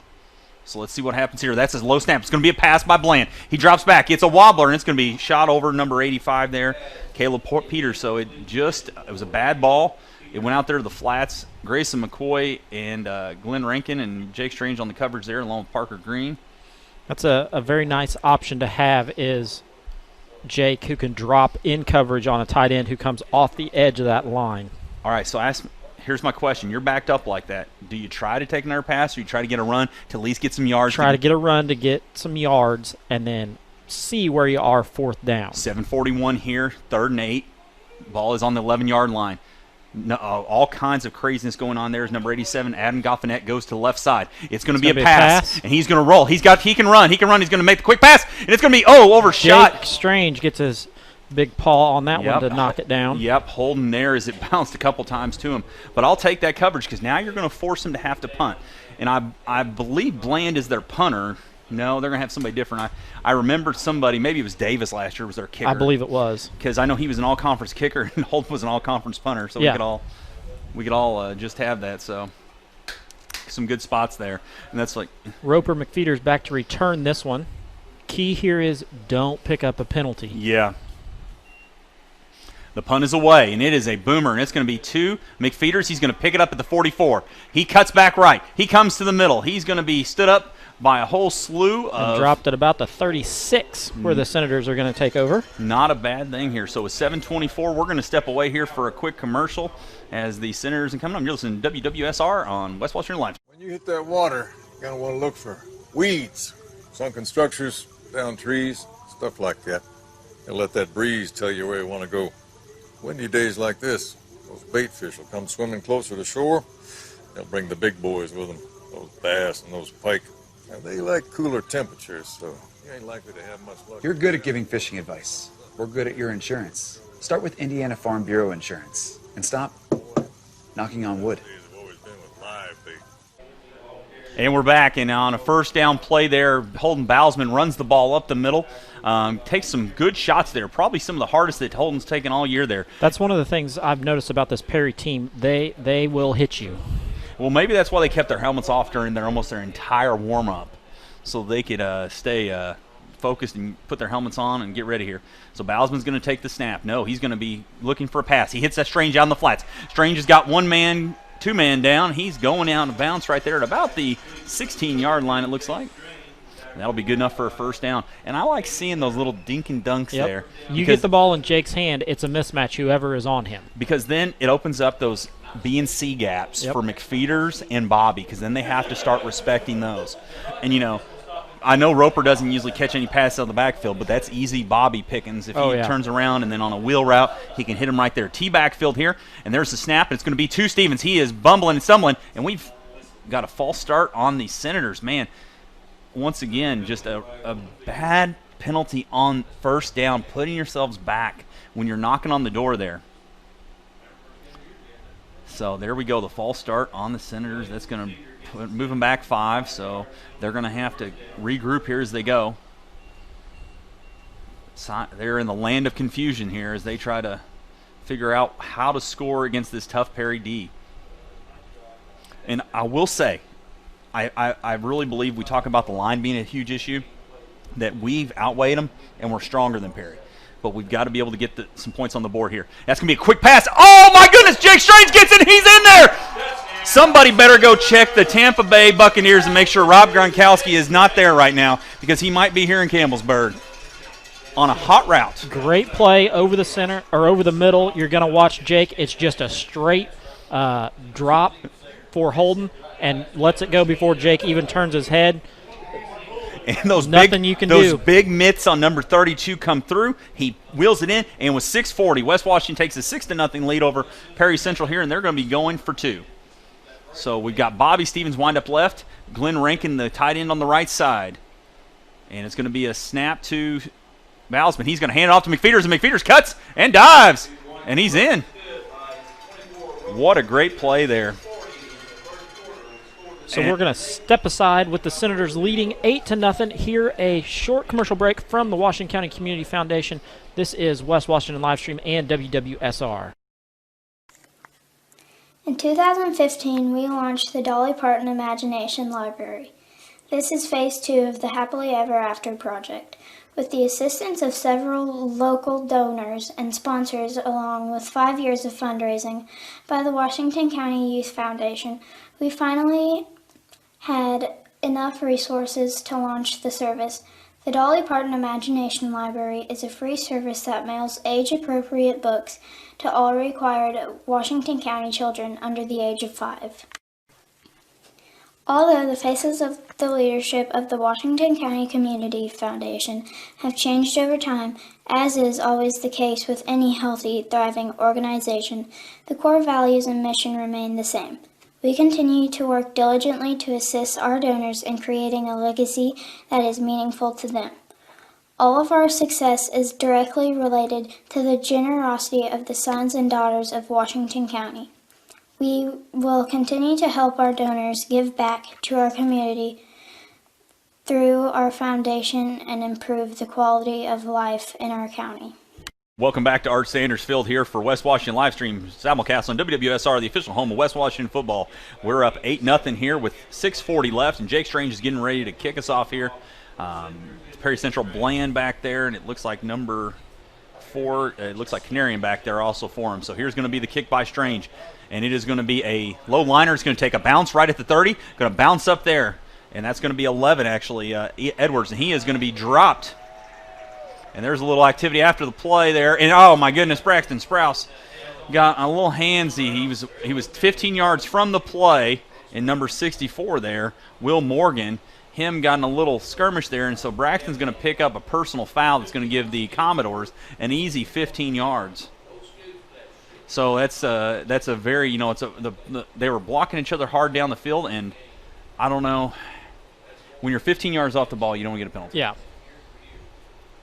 And you see right there, so we'll see the official call, which is right there. That's going to be, if you see, that's how far back, and it doesn't matter. So we got unsportsmanlike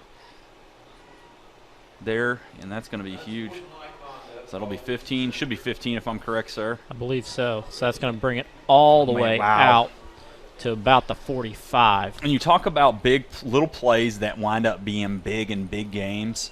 That's one of them you think of. You think about Jake does a good job pinning them deep. We do a good job of, stopping the return, and then we pick up a silly penalty there after the play's already over. Caleb Peter just ran out there to his spot on Parker Green. Get ready for a possible pass here.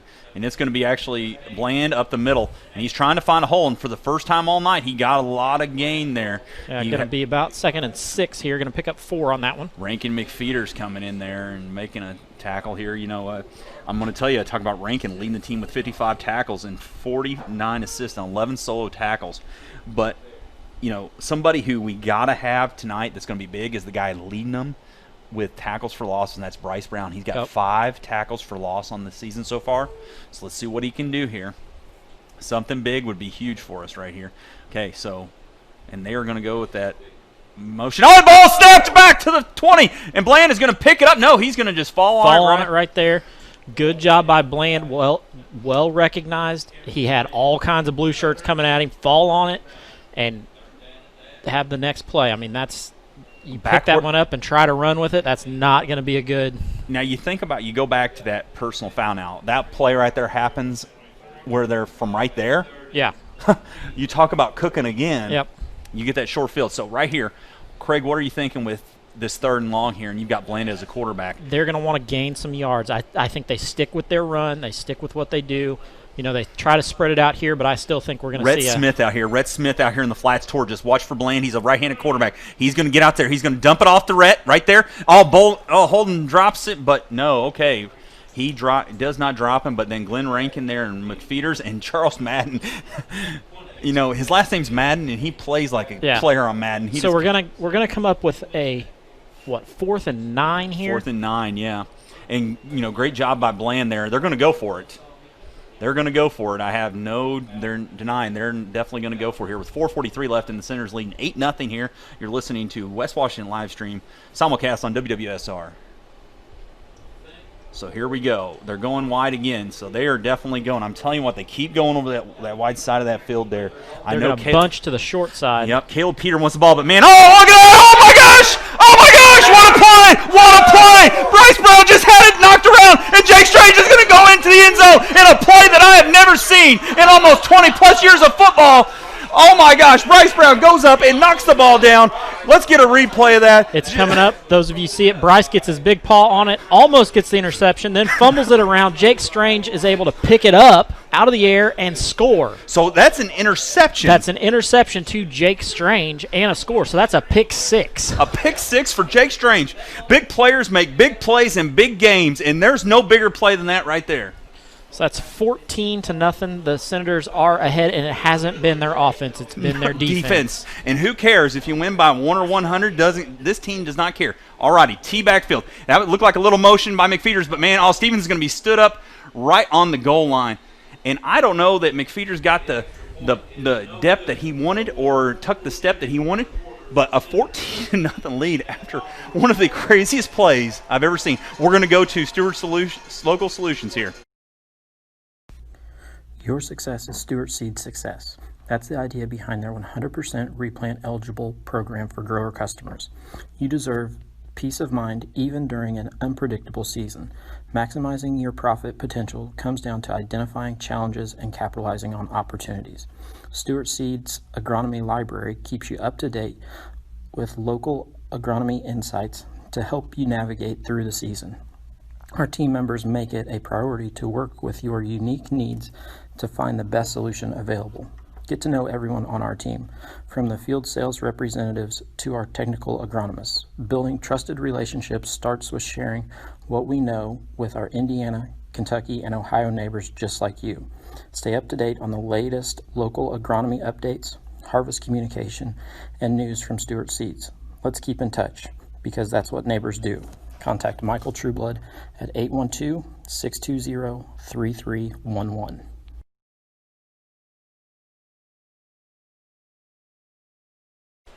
Welcome back to West Washington Livestream. I'm Brad Mills alongside Craig Akers, and we have caught our breath after that amazing play. It is 14-0 with 4:14 left here in the first quarter.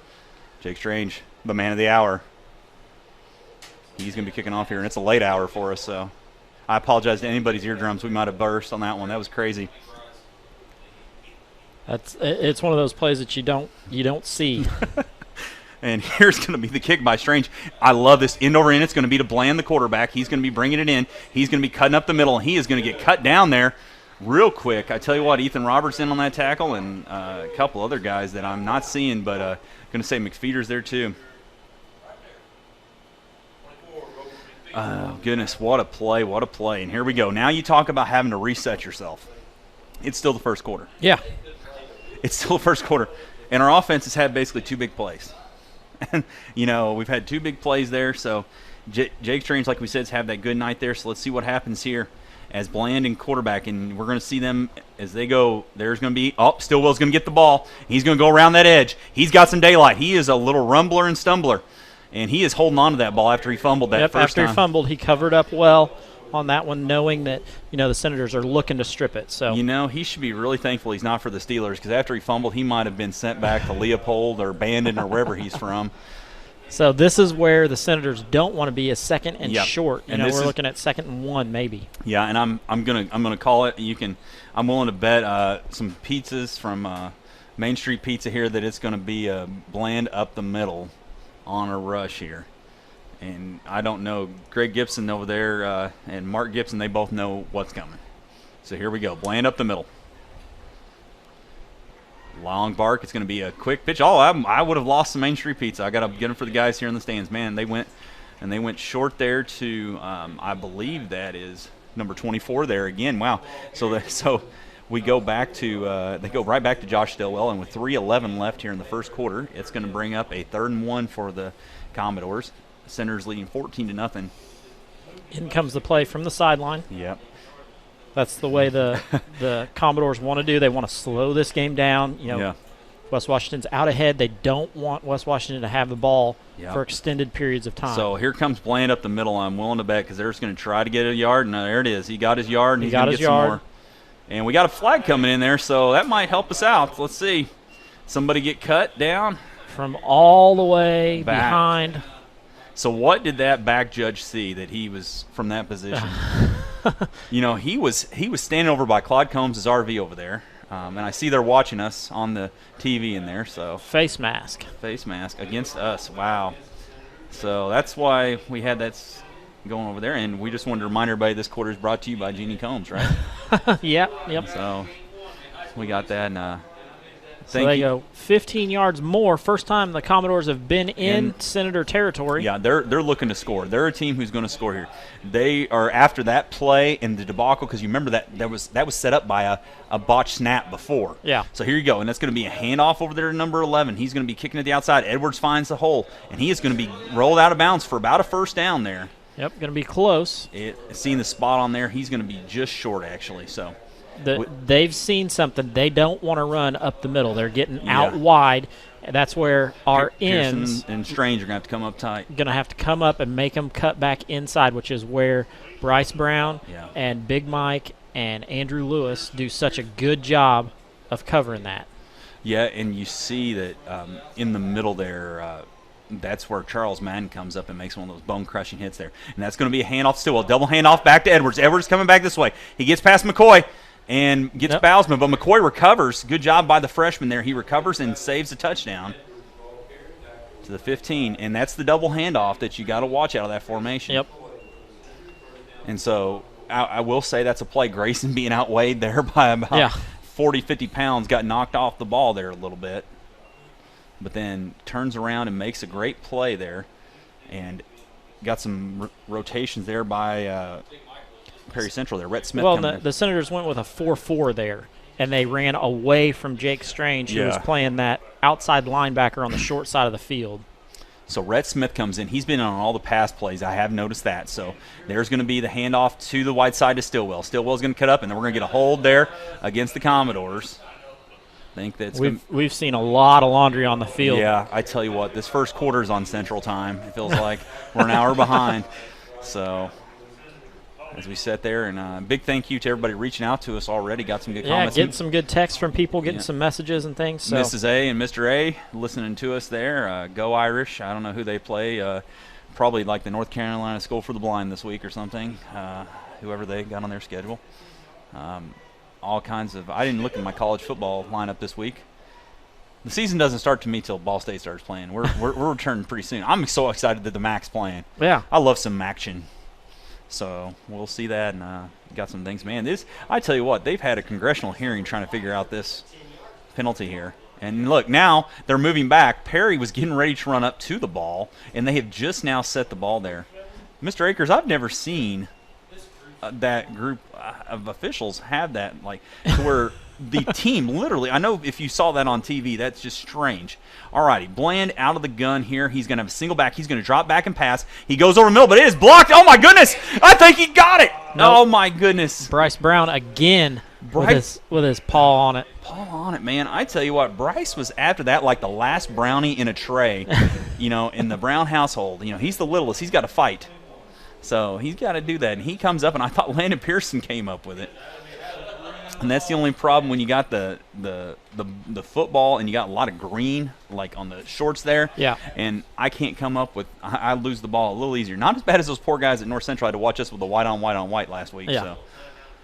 So here we go. 1:16 left here in the first quarter. West Washington leading 14-0. It's going to be 2nd and 21, and we've got a timeout over here because why not? So we're going to step aside, have a commercial break from Lynx, and we'll be back to West Washington Senator action here in just a moment.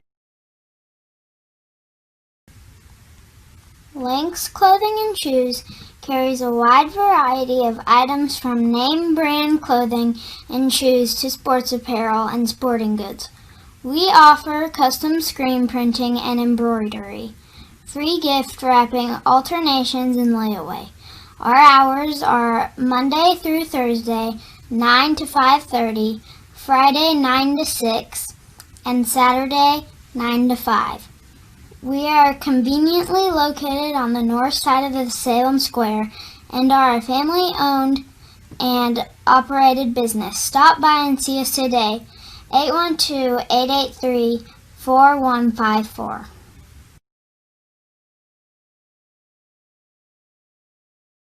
welcome back to West Washington Livestream. Big thank you to Lynx there on the square. If you haven't already, the football team's got a sweatshirt fundraiser going on. You can go to their website there, and you can just log in and get that ordered, and you can get it before the Salem game, which would be great. All righty, big play here, 2nd and 21.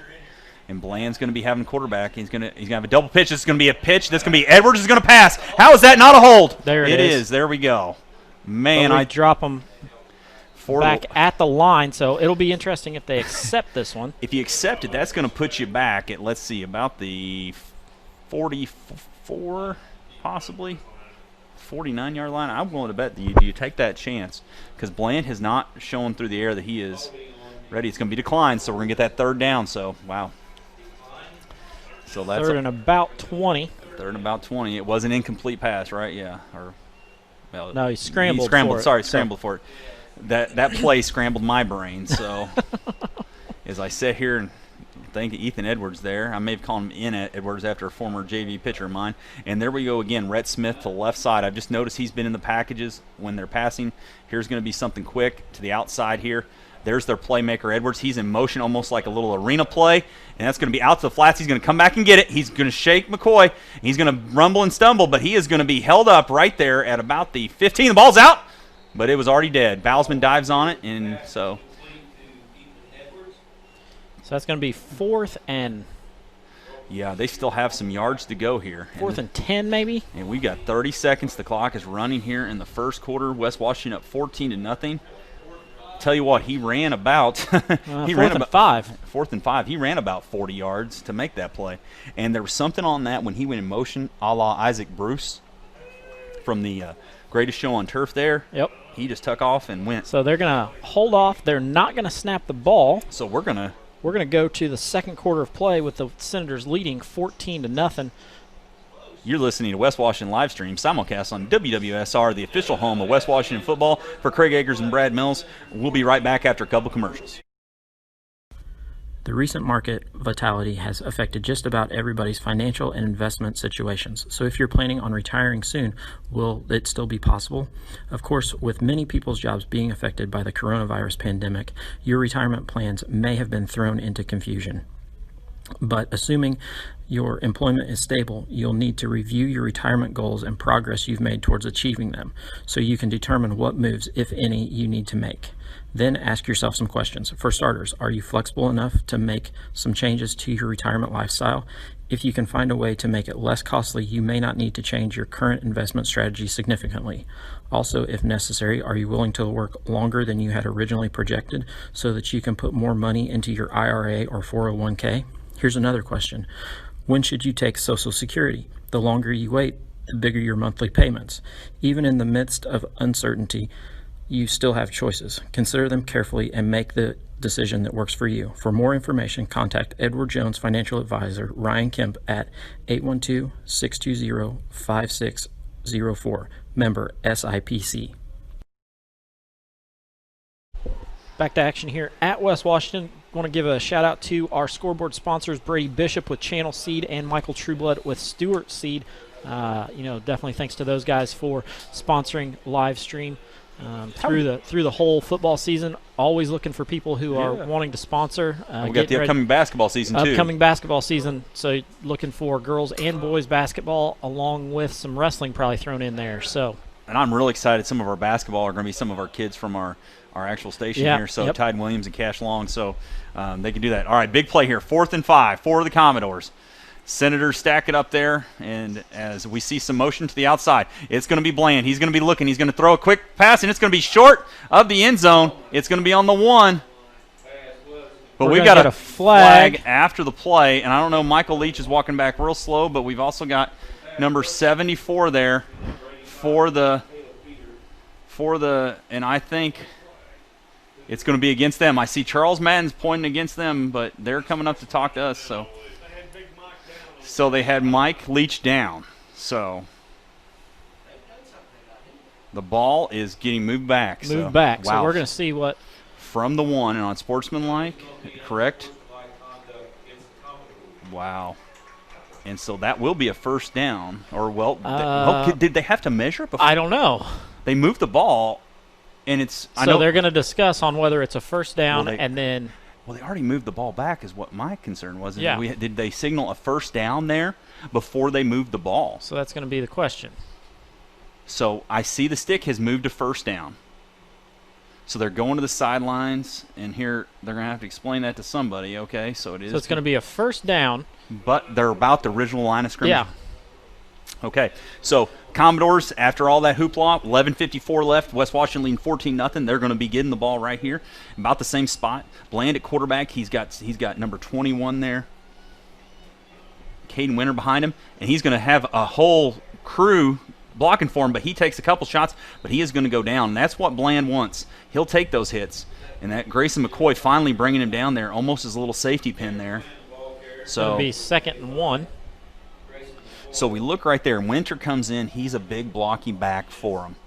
Stillwell seems to be like the one that runs the ball, but Winter's the one who comes in and likes to do that. So there comes in Rhett Smith for the Commodores there. And like I said, I've seen him on a lot of pass plays, but I think with 2nd and 2 here, they're not going to mess around. They're going to get this first down. Right. Because yards to go. Ball's on the 8. They're going to try to get it quick. So here we go. It is going to be a handoff to – oh, he's going to be stuffed! Man, I tell you, what a play there. That's the Senator defensive line, every one of them. Jake Pearson, Charles Madden, Bryce Brown, everybody got a piece of that one. And, man, Stillwell got knocked back quick. So it's going to be 3rd and 3.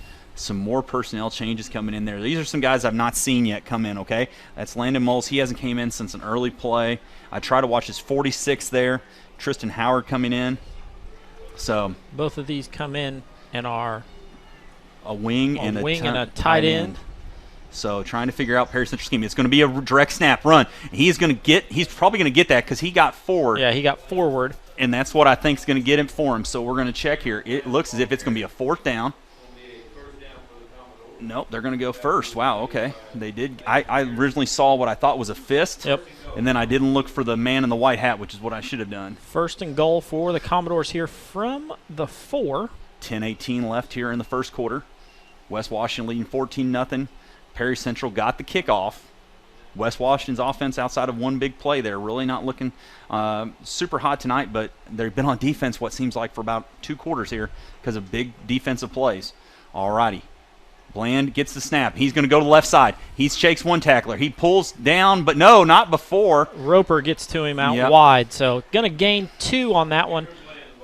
Bland is able to take down the freshman, but not the sophomore. So right there. So definitely you saw Grayson McCoy got ridden a little bit, but he rode him long enough that then Roper was able to come around the edge and get that there. And we talked about that side is where they want to attack.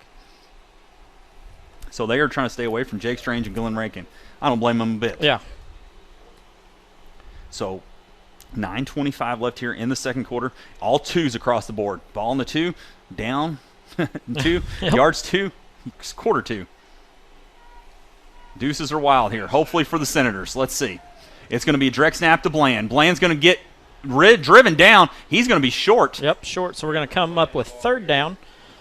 And 1, maybe 2. Charles Madden, Bryce Brown, and it looked like even going to be at the 3 maybe.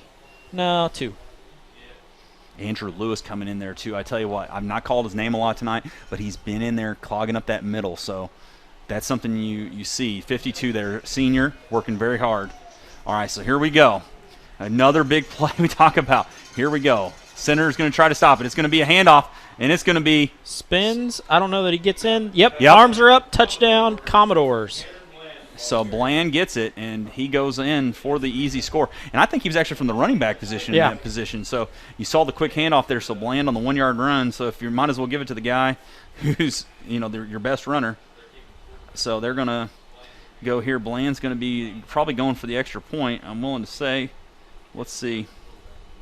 On the 2-yard scamper, they're going to be going for it. So here we go.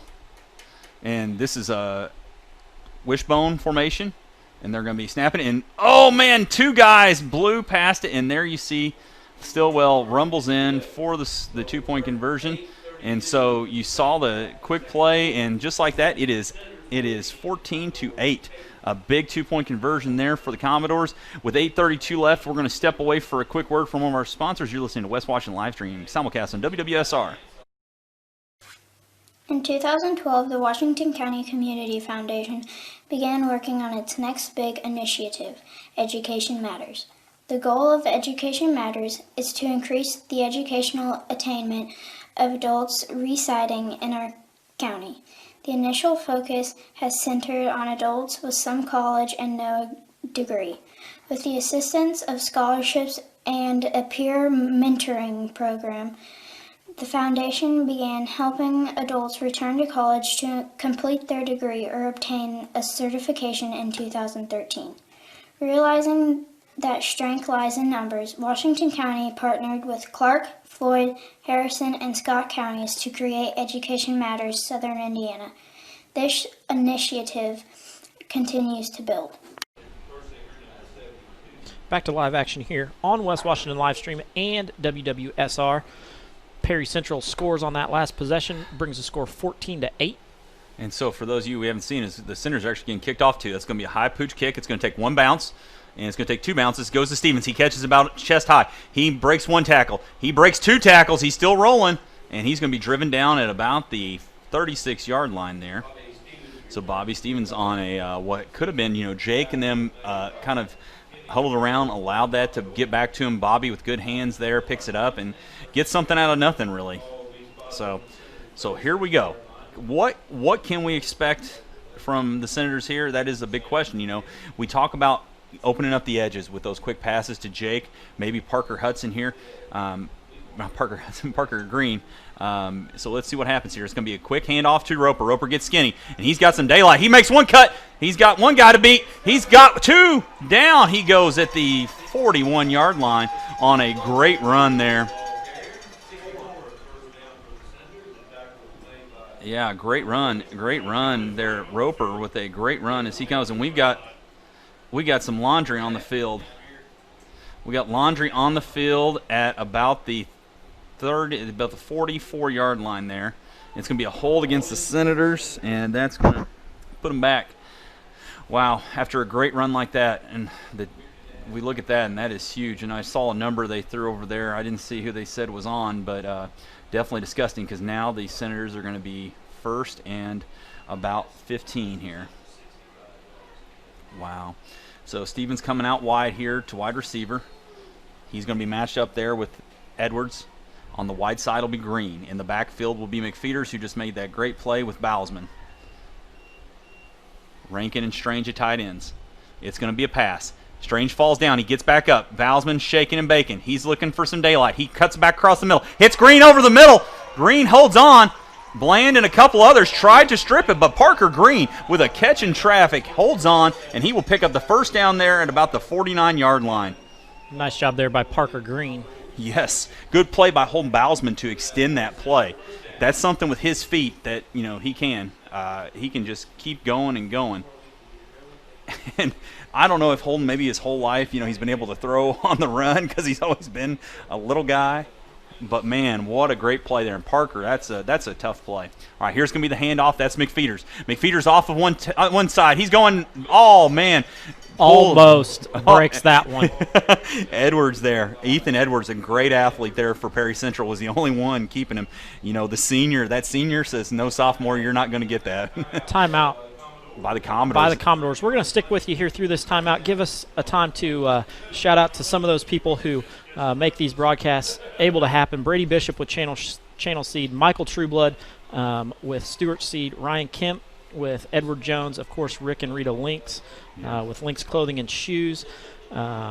The Washington County Community Foundation, also Brian Wolf, who is running the radio station from home tonight. He just tuned in and said, hey, we're not getting your commercials. So that's on me. I forgot to click the button that allows everybody to hear those.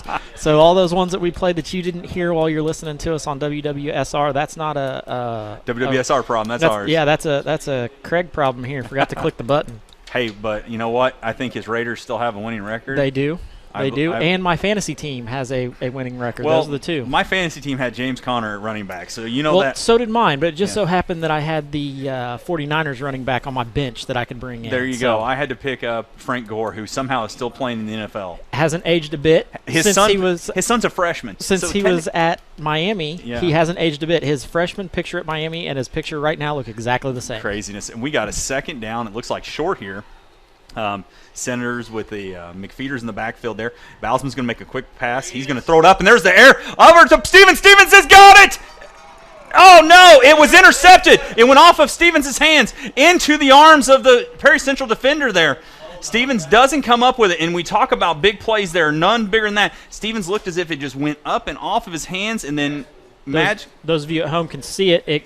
Bobby gets both his hands on it but unable to pull it in. And then as he's going down 87 for the Commodores. There, Adam Goffinette there. Picks that one up and is able to return it back to the, 33? Yeah, 33-yard line. So big change there for the Senators with that one flipped around. Now, how did the Senators respond? That's what we talked about. And, here's the thing, too. That defense, once again, was only off the field for about 3 plays. Yep. That's what's huge. That's what's huge. If you're looking for anything there. Now, we have to force Bland to throw. That's one thing that I think we have to. We cannot allow him to go up here. Up the gut, and he's not going to get anything. Nope, Jake Strange there. So, and I'm supposed to give a shout-out to you and your new beautiful fiancée. Oh, Miss Morehouse told me to do that. So there we go. I'm glad that you're both still with us after that craziness. Yeah.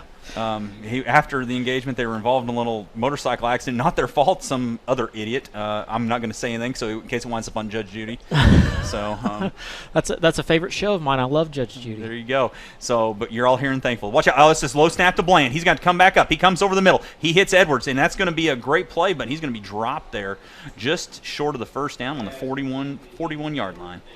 Nice job by Glenn Rankin to come up and make that stop. Going to bring up 3rd and 3. And that's a public service announcement. Watch out for your motorists on the road, especially the two wheels. Look left, look right, look again, and then go.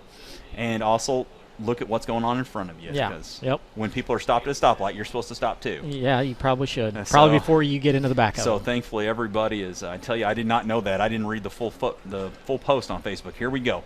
3rd and 2, ball the 2 yards from the line of scrimmage here to get to the first down. Big noise here, and that's going to be a handoff to Stillwell. The big rumbling, stumbling, bumbling fullback, and he's going to cut up, and Roper's going to cut him down, but not before he gets a first down.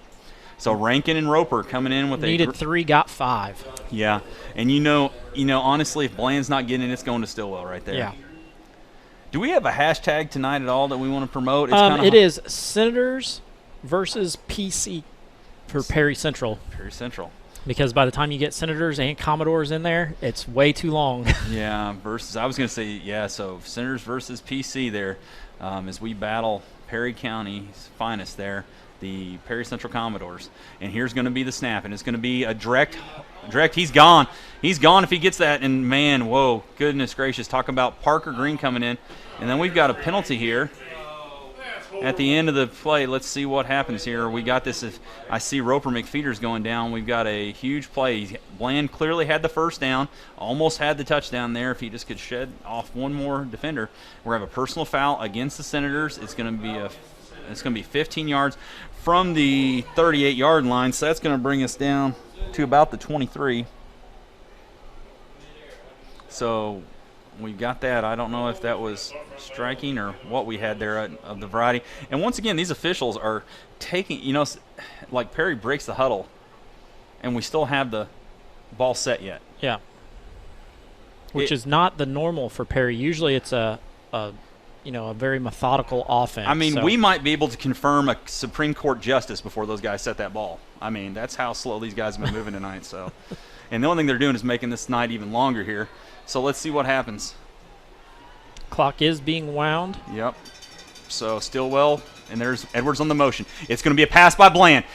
He has to double clutch. Get up, Holden. Oh, goodness. Almost had Holden beat out wide, but Holden's catch-up speed got there in time to cover number 19, Landon Mules. I'm going to say Mules there. I'm pretty good with all the Perry Central. There we go. You're from down that way. I'm from, my grandma lived not too far from Perry County, so I always, unfortunately had to battle Perry Central quite a bit during my days at Crawford County in many sports, and track and field was my forte since it wasn't football, so. 5:01 left to go here in the second quarter. Senators leading 14-8, but Perry is driving. All righty, here we go. Stillwell in motion. He's going to get the handoff to the left side. He cuts around Pearson. He cuts around McCoy. And Grayson, it looks like, just barely gets him out there. And then it looks like somebody Rankin cleaned it up. That arm extended. I was hoping that Jimmy Strange back there didn't have to be the last Senator that could stop him. So. Those of you who are tuned in, this is homecoming for the Senators, making sure that they get homecoming in. You play it 1 week at a time, and you're never sure where your next game might happen. So tonight was homecoming, about 4 minutes away from halftime, where you will see that homecoming ceremony. So, make sure you stay tuned in at halftime for that. All right, Bland's going to drop back. It's going to be a quick toss. He goes over the middle, and it's going to be incomplete there, number 87, Adam Goffinette. And I'm looking for any laundry because there's been nothing but laundry all night. Yeah, it's been a penalty-filled first half of play. Well, I looked, and it was the football coming in from the sidelines, Craig. And so I looked. So Bland takes the shot there. Willing to bet he's going to call his own number here. Yeah. So what I'm going to say is he's going to do a quick read, and then he is going to be looking to pass. But if it's not there, he's just going to take off and go. Right. So this is where Andrew Lewis, Bryce Brown, and Charles Madden up the middle there have to be the gatekeepers. So 4th and 4. And there's the motion. Winter's going to go to the left now. and they're going to take a timeout because they were not lined up right. Yep. So whatever happened there, Winter was not lined up, and he is getting an earful from his quarterback there because it cost him a timeout there. We're going to step aside, have a short commercial from Stuart Seed. We'll be back in just a moment.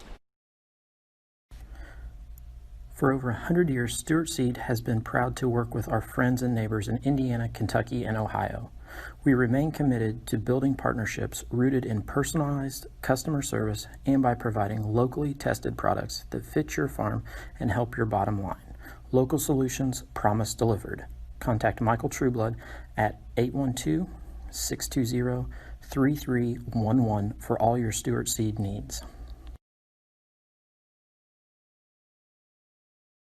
Hi, I'm Matt Wolford, president of the IHSAA Foundation, and we need your help. We need your help so the youth of our community can develop advanced leadership skills. We need your help giving high school administrators and coaches the instruction and insight they need to be better role models and teachers. To learn more or to make a tax-deductible contribution, go to ihsaafoundation.org. You'll not only be contributing to the foundation of the IHSAA, you'll be contributing to the foundation of our community.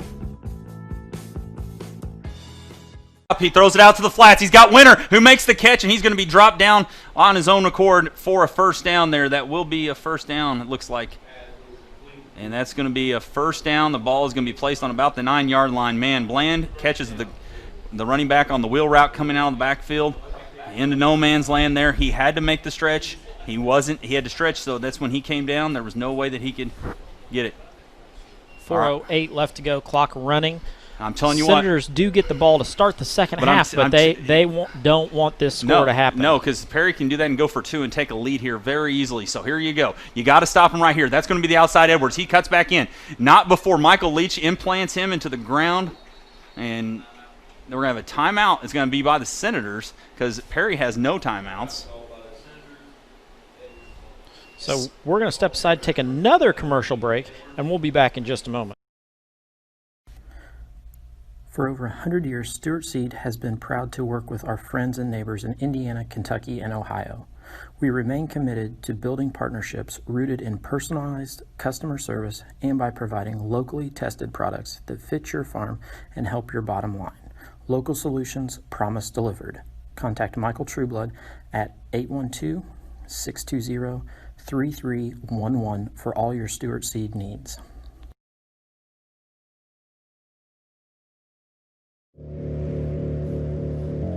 "13,000 feet has a way of testing a man's soul. After all, you were never meant to take on such an endeavor.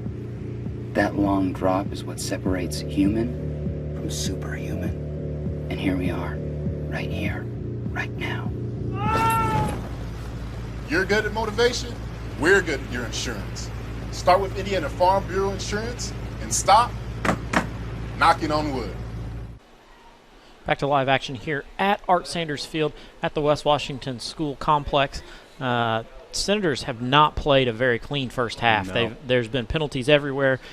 Just can't really get in a flow. Perry is driving. It is 2nd and 8 where they do trail 14-8. 3:50 left here in the first half altogether here. All righty, big play time on both ends. Bland under center. He's going to hand it off. No, he's going to keep. He's going to go around the edge. He's going to be, oh my goodness, too many yards there. As you saw, Pearson had him dead for rights right at the line, and then he's going to scamper forward and get more yards, and that clock is going to be running. And Bryce was there again on that one.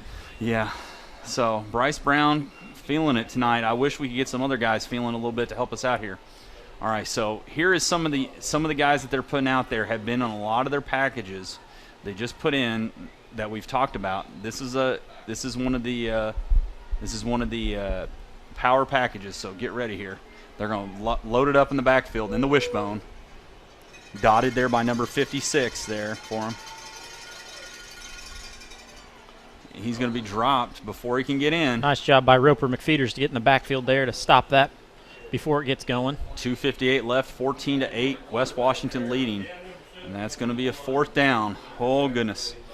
4-4-2. 4-4-4-2. Almost jackpot there if you're a casino fan. Let's hope that they don't cash in all their chips right here. Coach Gibby calling in his play from this side. Greg Gibson calling in the offense from the other side. I'm telling you, the ball's going to go to Ethan Edwards somehow. Get ready. Ethan Edwards somehow. Maybe a quick crossing route here to the left side. There it is. He's out in the flats. Bland's going to try to run it. Get him right there. Go! Yes! What a play. The Senators defense holds. And there's no flags that they can throw on that one, so thankfully. So in comes Bobby Stevens to take over for the Senators on offense. They are deep in their own territory, so Senators have to get something going to get away from that end zone. And you saw right there, okay, Perry has no timeouts to stop the clock. So in theory, West Washington could run out the clock here if they choose. They're going to have to secure the ball. I don't foresee them. I don't see the Senators doing that. Yeah, I know. We're going to see Roper up the middle a couple of times here, and then Holden's going to air one out. Yeah, so here we go. And then on the first play, Holden calls his own number. He's got some daylight. He's got some daylight. He's got a lot of it. He got 1 man. He keeps going. He keeps going. Oh, my goodness, they're going to get him back here right in front of me on the 44-yard line. I was hoping that nobody saw that. Holden with a nice run, a nice break free there. Going to be pushed out of bounds on the 43-yard line. 43-yard line. As we set right on the 50, thank you, Mr. Darren Russell, for giving us the prime seats in the house. We were on like the 27-yard line last week, so if just thrown out there, there's no 27-yard line. That's what happens when you are the first one to set up. Yeah. So great plays there as we get going here, and we have, oh my goodness, what a play by Holden there. Calls zone number 224. All right, now you're going to see a heavy dose of the Twin Towers back there. And it's going to be, I'm mistaken. Here you go. Holden's going to roll out wide. He throws it deep, and Jake's there. Oh, just out of the reach. There's no pass interference call. Jake is down, but no play there. And so those of you at home get the replay of that one where Jake breaks free but is unable to haul that one in. Yeah, Ethan Edwards climbed up to get the ball. Now, he climbed up Jake Strange to get to that ball. So, he climbed up Jake just like the stairway you would see in a house, just straight up there. Which is about the only way he can cover Jake, because Jake's 6'5", and Ethan Edwards might be 5'10", maybe. Did he come from this corner spot over here? Yes, from this corner all the way He's across. A heck of an athlete. Yep. Even though he plays for Perry, I'll say it. McFeeder's up the middle, and McFeeder's got some daylight. He's going to drag a slew of Perry Central players down with him for a first down. So we're at 2:15. The clock is stopped for us as we move the change here. Senators still rolling here after that big run by Holden for about 40 yards. Senators speeding up this offense. I tell you what, that's Perry what Perry does. Lost on the defense. They're moving all over, can't do anything to stop the clock. I tell you what, Jake's body language says don't give me the ball, but you know what? I think they may be giving him the ball here. No, it's going to be Holden calling his own number. He's going to do a little magician rig. He's gone! He's gone! He's gone! He's going to rock in to the end zone for one huge run, 43 yards. Holden Bousman calls his own number. Big players make big plays in big games. Holden tucks that one, gets in, stretches this score out 20-8, 1:57 to go. That is huge with the Senators getting the ball back there. So here you talk about it, okay? This is an extra point they've got to have. So they're going to come in. They're going to rotate this in. They went with Stevens last time up the gut, and they totally stopped it. So we see Van Cleve come in off the sidelines. Bobby out wide.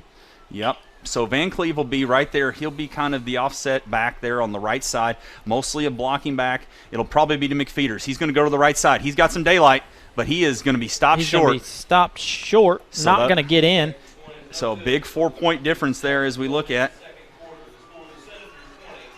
Senators lead 20-8, 1:57 left to go here in the second quarter. We're going to step aside, get a commercial break in from Brady Bishop. We'll be back in just a moment.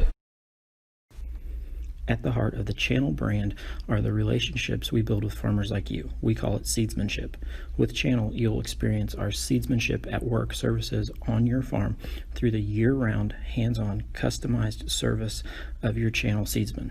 Your local Channel seedsman, Brady Bishop, knows your fields and can recommend an elite seed product designed to perform in your area and maximize the profitability of every acre. Contact Brady, your local Channel seedsman, at 812-620-4624.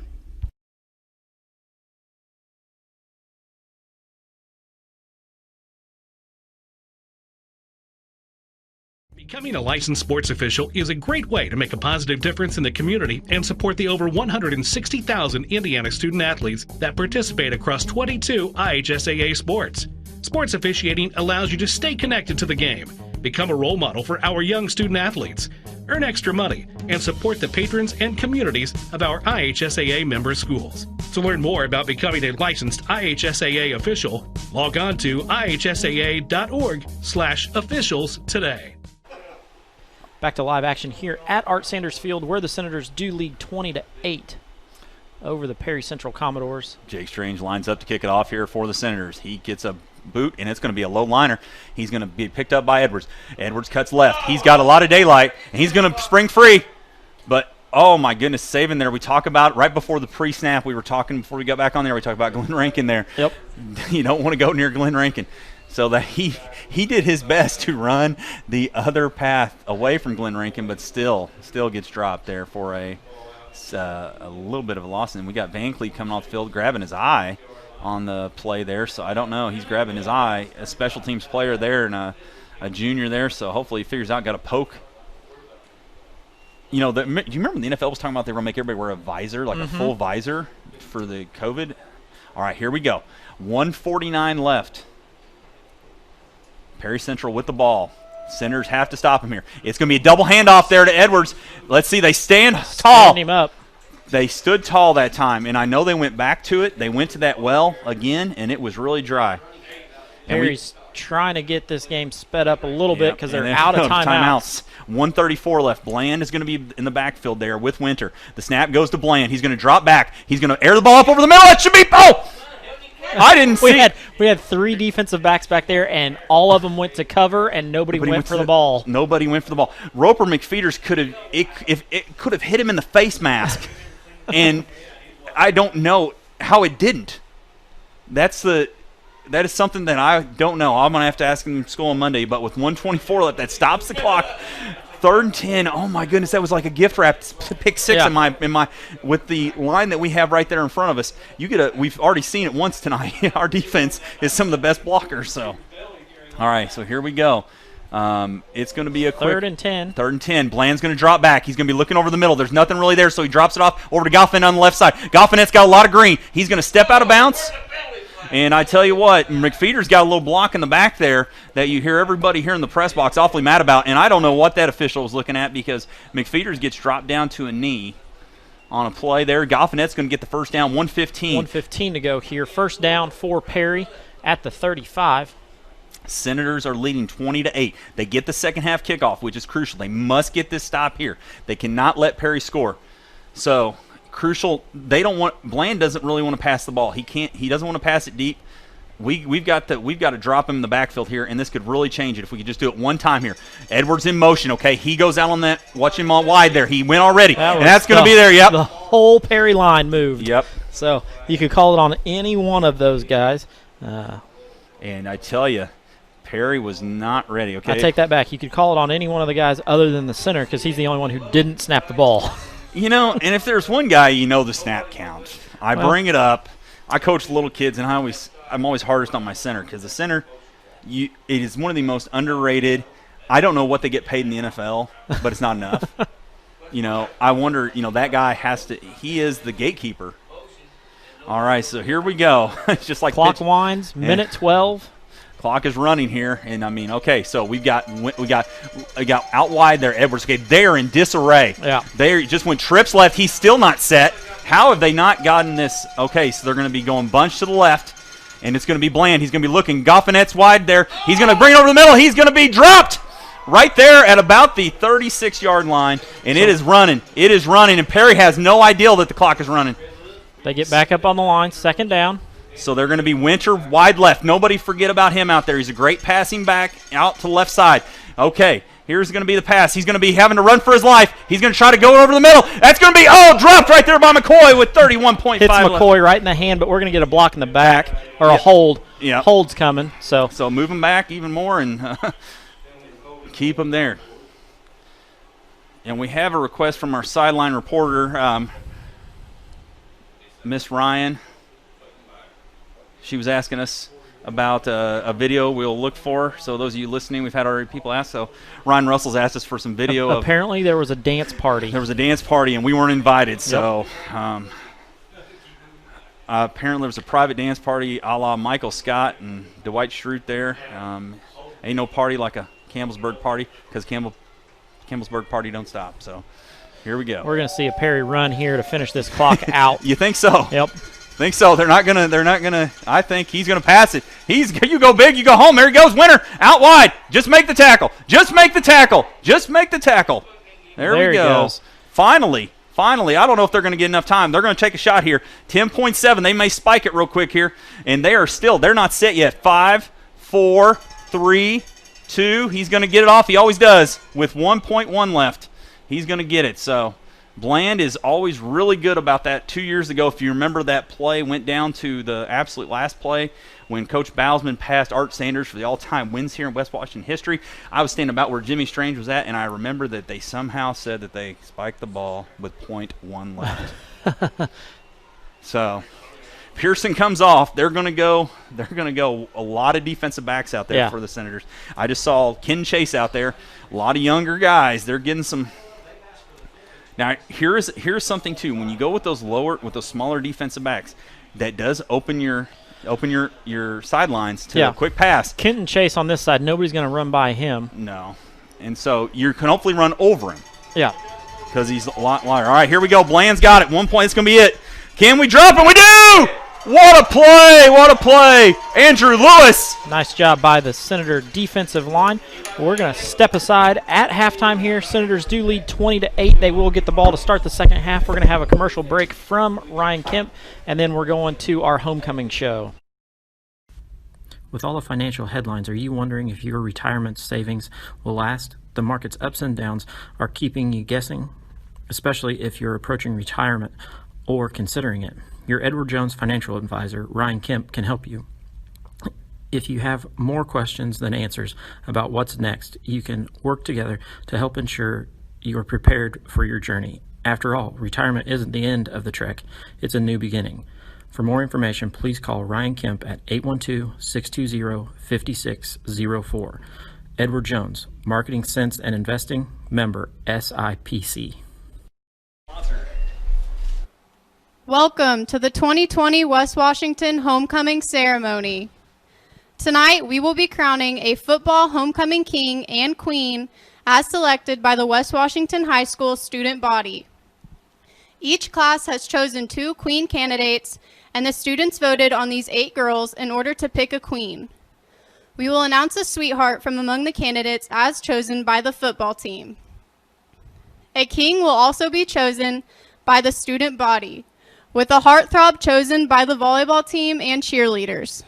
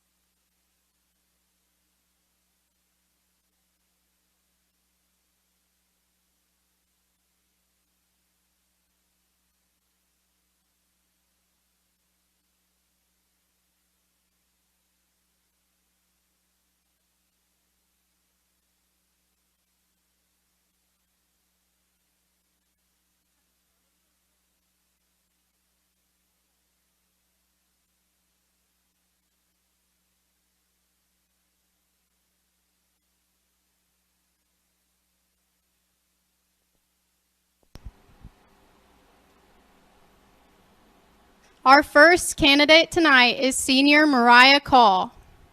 Mariah is the daughter of Rod and Mary Ann Call. She is a member of National Honor Society, HOSA, and BPA. Her hobbies include ghost hunting, and after graduation, she says she'd like to take a nap. Mariah is escorted tonight by senior Jacob Strange. His parents are Jimmy and Christy Strange. He is a member of the football, basketball, and track teams, and is on student council. In his free time, he enjoys grooming dogs, hanging with the boys, and catching huge spiders. After high school, he hopes to pursue his dream of extreme kayak shark fishing.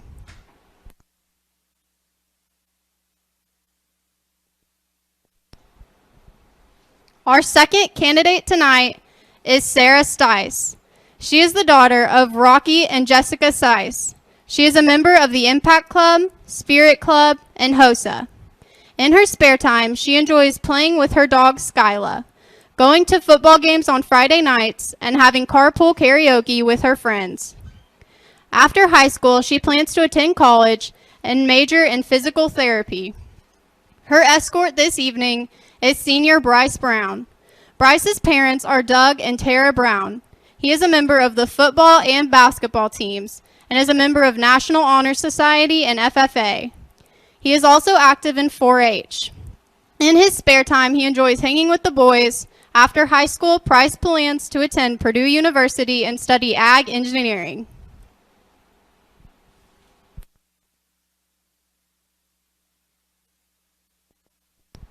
Our first junior candidate is Mackenzie Brown. She is the daughter of Todd and Anita Brown. Mackenzie is a member of the volleyball, basketball, and softball teams. She is on yearbook staff and is active in FFA. Mackenzie attends Westview Christian Church, and in her free time, she enjoys spending time with family and friends, going fishing, and horseback riding. After graduation, she plans to work in the medical field. Mackenzie is escorted tonight by senior Bobby Stevens. Bobby is the son of Bobby Stevens Sr. and Mary Mummert. He is a member of the football, basketball, and track teams, and attends youth group. In his free time, Bobby enjoys hanging out with his friends. His future plans are undecided.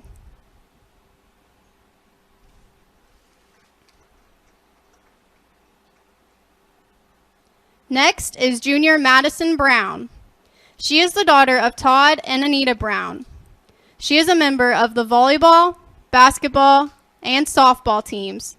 She is in yearbook staff and is an active FFA member. She also attends Westview Christian Church. In her spare time, Madison enjoys going horseback riding, fishing, and spending time with family and friends. After high school, she plans to work in the medical field. Madison's escort tonight is senior Michael Leach. Michael is the son of Troy and Sarah Leach. He is a member of the football team and attends youth group at Mount Tabor Christian Church. In his free time, he enjoys hanging out with the boys and chilling. His future plans are undecided.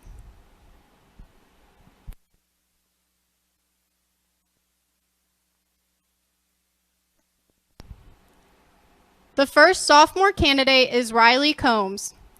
Riley is the daughter of Megan and Todd Combs. She is a member of the volleyball team, and in her spare time, she enjoys hanging out with friends, going shopping, and going ranger riding. After high school, she hopes to attend college and become a CICU nurse. Riley's escort this evening is senior Holden Bousman. Holden is the son of Philip and Beth Bousman. He is on the football, basketball, and track teams, and is a member of National Honor Society. He attends Mount Tabor Christian Church. Holden enjoys spending time with his family, playing golf with the boys, and chilling with the boys on the weekends. After high school, he plans to attend Indiana State or USI and major in elementary education.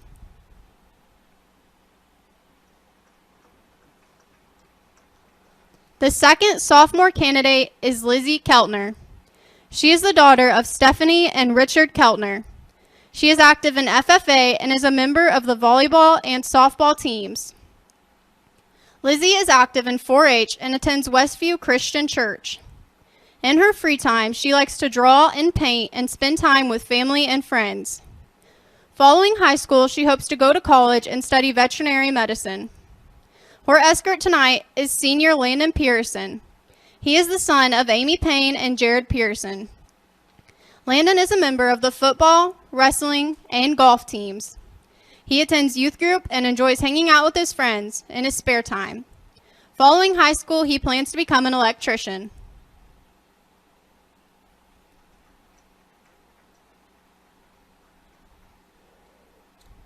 The first freshman candidate is Shelby Griffiths. Shelby is the daughter of Denny Griffiths and Audrey Griffiths.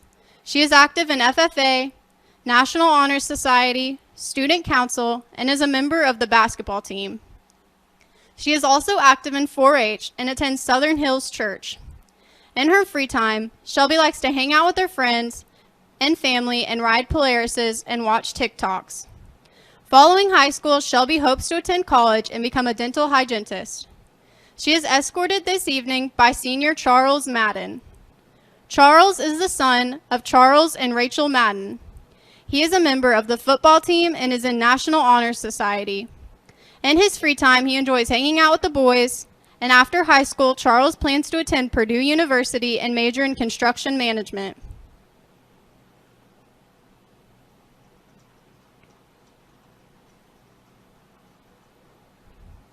The final candidate tonight is freshman Alandra Johnson. She is the daughter of Joni Combs and Mark Johnson. Alandra is a member of the basketball, volleyball, and softball teams. In her free time, she likes to spend time with her family and go riding. After high school, she hopes to become a vet tech. Alandra is escorted this evening by senior Parker Green. Parker is the son of Jamie and Christy Green. He is a member of the basketball and football teams and National Honor Society. In his free time, Parker enjoys spending time with family and friends, and after graduation, he plans to attend college and major in ag engineering.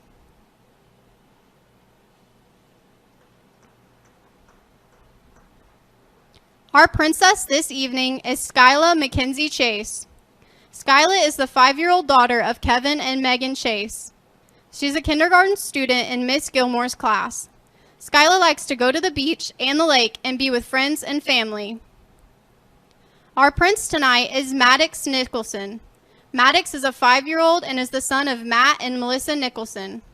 He is also a kindergarten student in Miss Gilmore's class. Maddox likes to play with his friends, and he enjoys playing soccer, t-ball, and football. Escorting Skyla and Maddox are seniors Victor Young and Andrew Lewis. Victor's parents are Paul and Rhonda Young. He is a member of the football team and is in Impact Club. He attends Mount Tabor Youth Group and Salem Community Church Youth Group. In his free time, Victor enjoys hanging with the boys and fishing. His future plans include becoming a firefighter and being a car mechanic. Andrew is the son of Ashley Wills and Jess Lewis. He is a member of the football and track teams. In his free time, Andrew enjoys listening to music and hanging out with the boys. After high school, he plans to pursue a career in construction.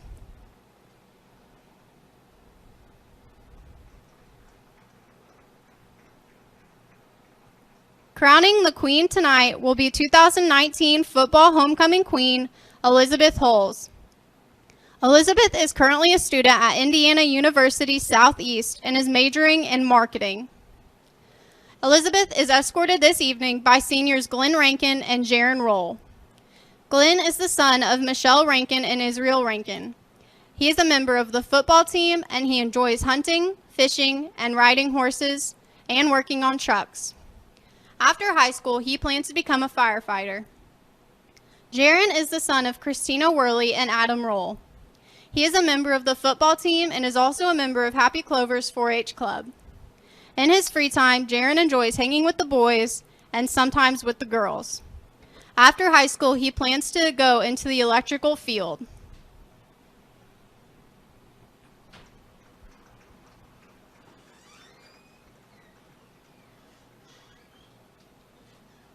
And now for your winners.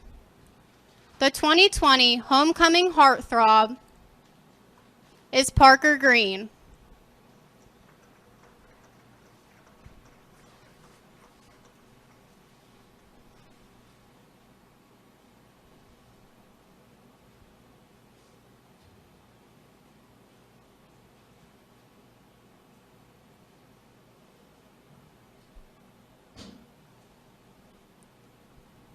Your 2020 sweetheart is Shelby Griffiths.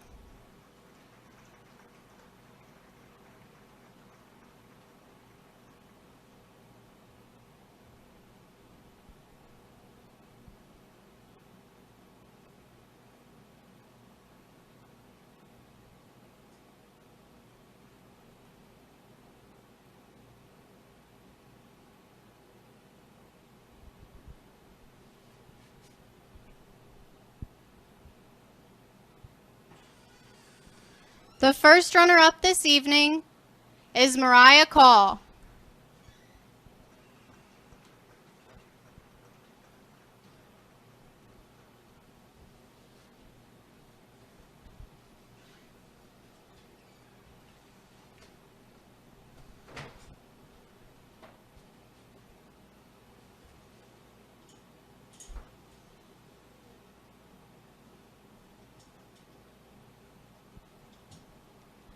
The king for the 2020 football homecoming is Holden Bousman.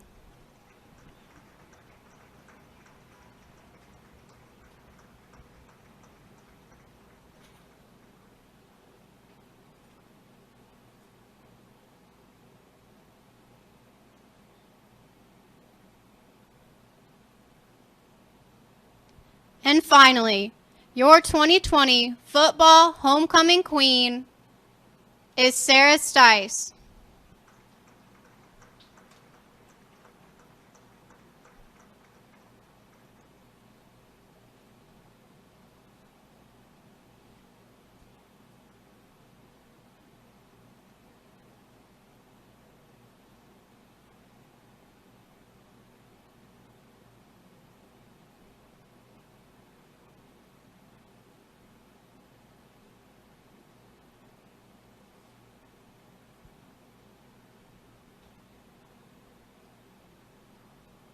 Congratulations to all of those on the homecoming court.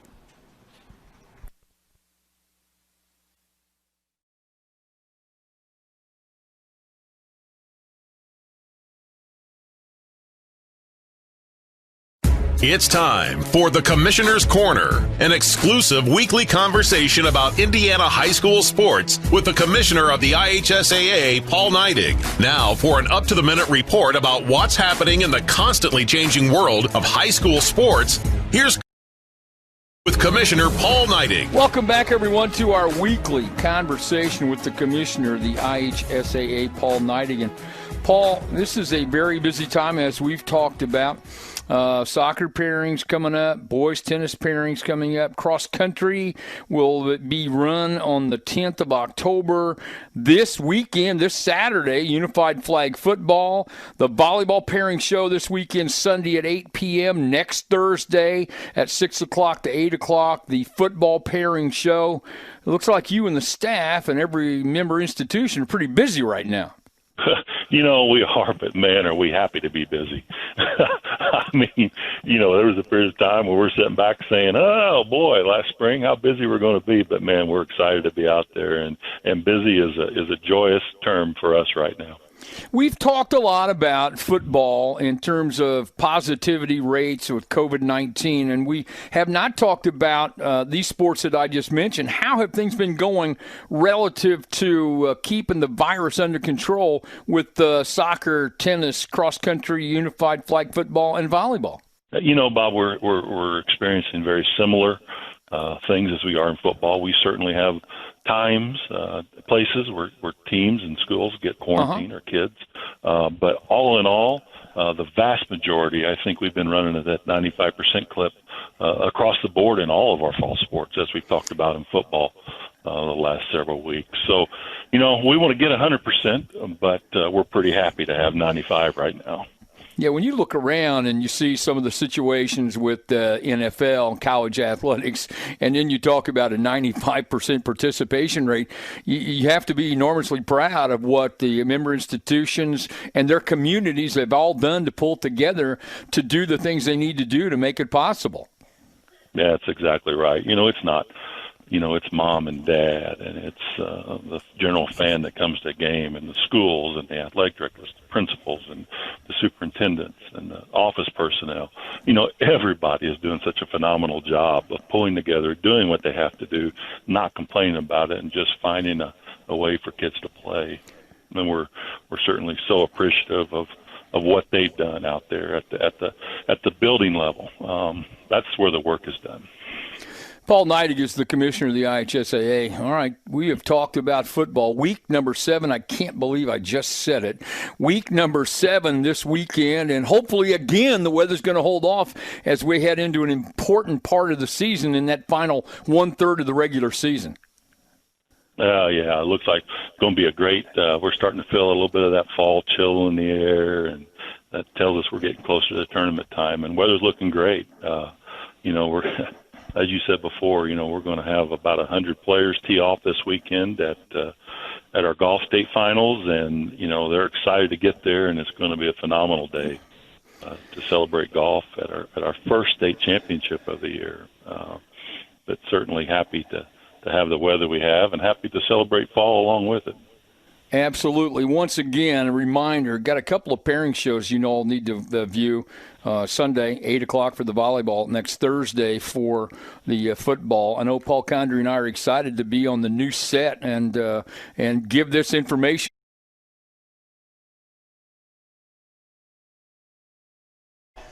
Well, welcome back to Art Sanders Field here for the second half of this titanic PLAC battle between the West Washington Senators and the Perry Central Commodores. 12 minutes left on the clock there as we start the third quarter. Number 72 there, Braxton Persinger, will be kicking off for the Commodores. It's a pooch kick over the middle. Jake Strange has to go off his arms. He's going to fall down on it, though, and right there about the 31-yard line. Senators going to take over up 20-6. Yeah, and that's not a ball you have to advance. No. You're getting it onto the 30, and it right there, there's just nothing that can go right. The hands were in the right spot there. With Jake, you probably don't want him returning that kick very far. So no. Fall on it and get the offense out there on the field. Okay, McFeeder's in the backfield. Green and Stevens split wide. Snap to Bowsman. He gives it off to McFeeder's. McFeeder's gets skinny. He's got a guy hanging on to him, but not before he gets all the way up to the 47-yard line. It's going to be a gain of 13 for the Senators. Big plays in the first half. We talked about it. Bowsman, a 43-yard touchdown to end the half. And then we had, of course, Jake's pick six from the heavens off of the assist by Bryce Brown. Which apparently there was a dance in the end zone that I didn't know about. We're going to look in. Holden's going to get 8 up there on the option there. You see a good player there in a senior white. Cameron Bland, excuse me, Caden White. Get it right there, Brad. Comes up and he makes that, and so gets Holden right there in the backfield. It's going to bring up about a 2nd and 14. It's going to be 2nd and 12. Senators getting the call in from the sideline from Coach Nance. Taking a little more time they want. There's going to be twins to the right there of Green and Stevens. McFeeder's is a single back here, coming off the edge. Bowsman's going to cut it inside. He's going to cut out. He's going to get back in. He's going to go out about the 49-yard line. Looks like they're going to mark it at the 50. Nice run there by Holden. It's going to bring up a 3rd. And 6. 6 manageable there, right where the Senators want to be. 11-11 on the blocks there. 44-yard line and moved up to the 50 now, so that'll put us a lot closer as the Senators take the call from Dwayne Nance there. I will say Coach Nance's red hair helps me. I always spot him, so here we go. And that's going to be Holden. He's going to have some daylight. Just cut it upfield, Holden, get the first down. And he Holden does. Tucks it, and gets the first down. Nice run there by Holden. Yeah, you look there again. That was Caden Winter coming up there, and a big Brandon Stowe, another senior, giving him some love taps, but Holden holds on. This is the same point in the game last year in the sectional finals where Holden, put the team on his back and rumbled down the field. So and here we go. McFeeder's, I'm willing to bet, is going to get the ball here. Or it's going to be Stevens on the quick pitch. Nope, it's going to be McFeeder's on the right side. And what a hole there. Jaron Roll just made a big old hole there. I saw, and so did Michael Leach there. That's the side you want to run behind. Jaron Roll over there along with Big Mike, and then I believe Bryce Brown was also pulling on that side to help I mean, with a kick-out block there. Cousin Eddie could have rolled in there with his plates from Kansas and his RV. And speaking of RVs, we've got one out in the parking lot. That there, Craig, is an RV. Not going to mention any names, but apparently it belongs to someone who's up here close to us. All righty, and that is Stevens on the quick, just little dump and shovel dump right there to Bobby. And Bobby, it looks as if it's for no gain, and that's the thing about Bobby. But then he picks up 4. He picks up 4. From our angle, which is one of the harder ones we talk about sometimes, even though you're looking here, it's nothing. If we could somehow raise his press box another. Darren Russell, we need to raise his praise about another 40 feet. I believe he said if you send him an email every day for the next 10 years, Basman drops back to pass. He's going to have some time. Roll, block, and roll well. It's going to be jump ball. That's not in a good area. Oh, goodness. Parker Green Good job by Parker going to defensive back mode there to keep that ball from being intercepted. Ethan Edwards there just kind of stayed home. He's one of the most athletic players on the field, and that kind of worried me. So Parker kind of knew that he was beat, so he did the best thing possible and knocked it down. And fortunately for the Senators, there was nobody around that could have made that quick little interception there, cheapo interception. Because there was nothing cheap about Jake Strange's interception earlier. No, that hit off of Bryce Brown, both of Bryce's hands. And, Jake did that twice on touchdowns last year from Parker. So here you go. Hands off to McFeeters. McFeeters is going to be cut down just short of there. The side official looks as if it's going to be fourth and 1. So who gets it here? Do you give it to the bowling ball that is Bobby Stevens? I see, there comes in. Okay, out comes Green, in goes Van Cleve. This goes to what looks like our goal line package here. Mm-hmm. I would believe you're going to see Bobby lead the way and Roper get this ball. Well, Bowsman, McFeeters, and Stevens all over 10 yards per carry. So here we go. There's a big run, and that'll get it, and some. And what a play there by McFeeters. Gets the big first down, 8:59 left. Senators driving. This is where you rely on that senior line that you hand it off to your backs in the backfield and let them just run up their lineman's back until there's a hole. This is why you let them eat first when it's time for the team dinner, right? I don't think there's any letting them eat first. I think they're eating first whether you want them to or not. They're eating first and getting seconds before you get up there. High snap. Bowsman pulls it down. He's got a whole student body in front of him. He's going to be in there for an end zone. 9 yards. Holden Bowsman puts an exclamation point on a great drive for the Senators. And big props to everybody on that line here. You're going to see on this replay. I'm sure that Coach Nance went in and let his line know that, hey, you've got to play better. Yeah. And we talked about, I told you this, that we had to see whose line was in better shape. Whose line could make it, those full things. And you see Perry over there. See a lot of guys with hands on their hips already here.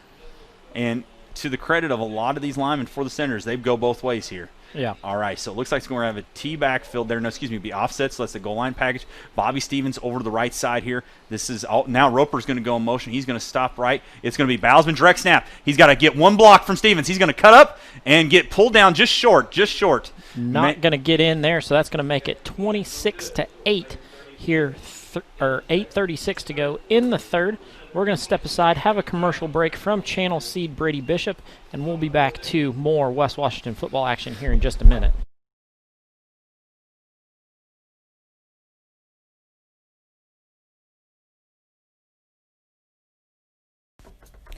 Bishop Seed is more than just seed sales. They're a multifaceted business. Owner Brady Bishop is a channel seedsman who knows your fields and can recommend an elite product designed to perform in your area and maximize the profitability of every acre on your farm.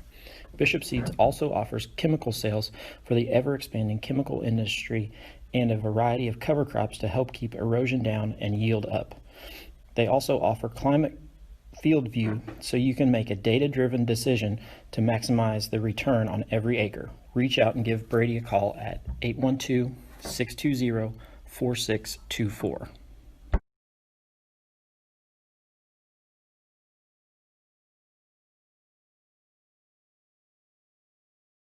Never miss a big game by downloading the IHSAA TV app for free on any device. For your iPhone or Apple TV, check the App Store. On your Android or Android TV device, load up the Google Play Store. Have a Roku or Amazon Fire Stick? We have the app for you. Check us out on Facebook Live, Twitter, or YouTube Live by searching for IHSAA TV.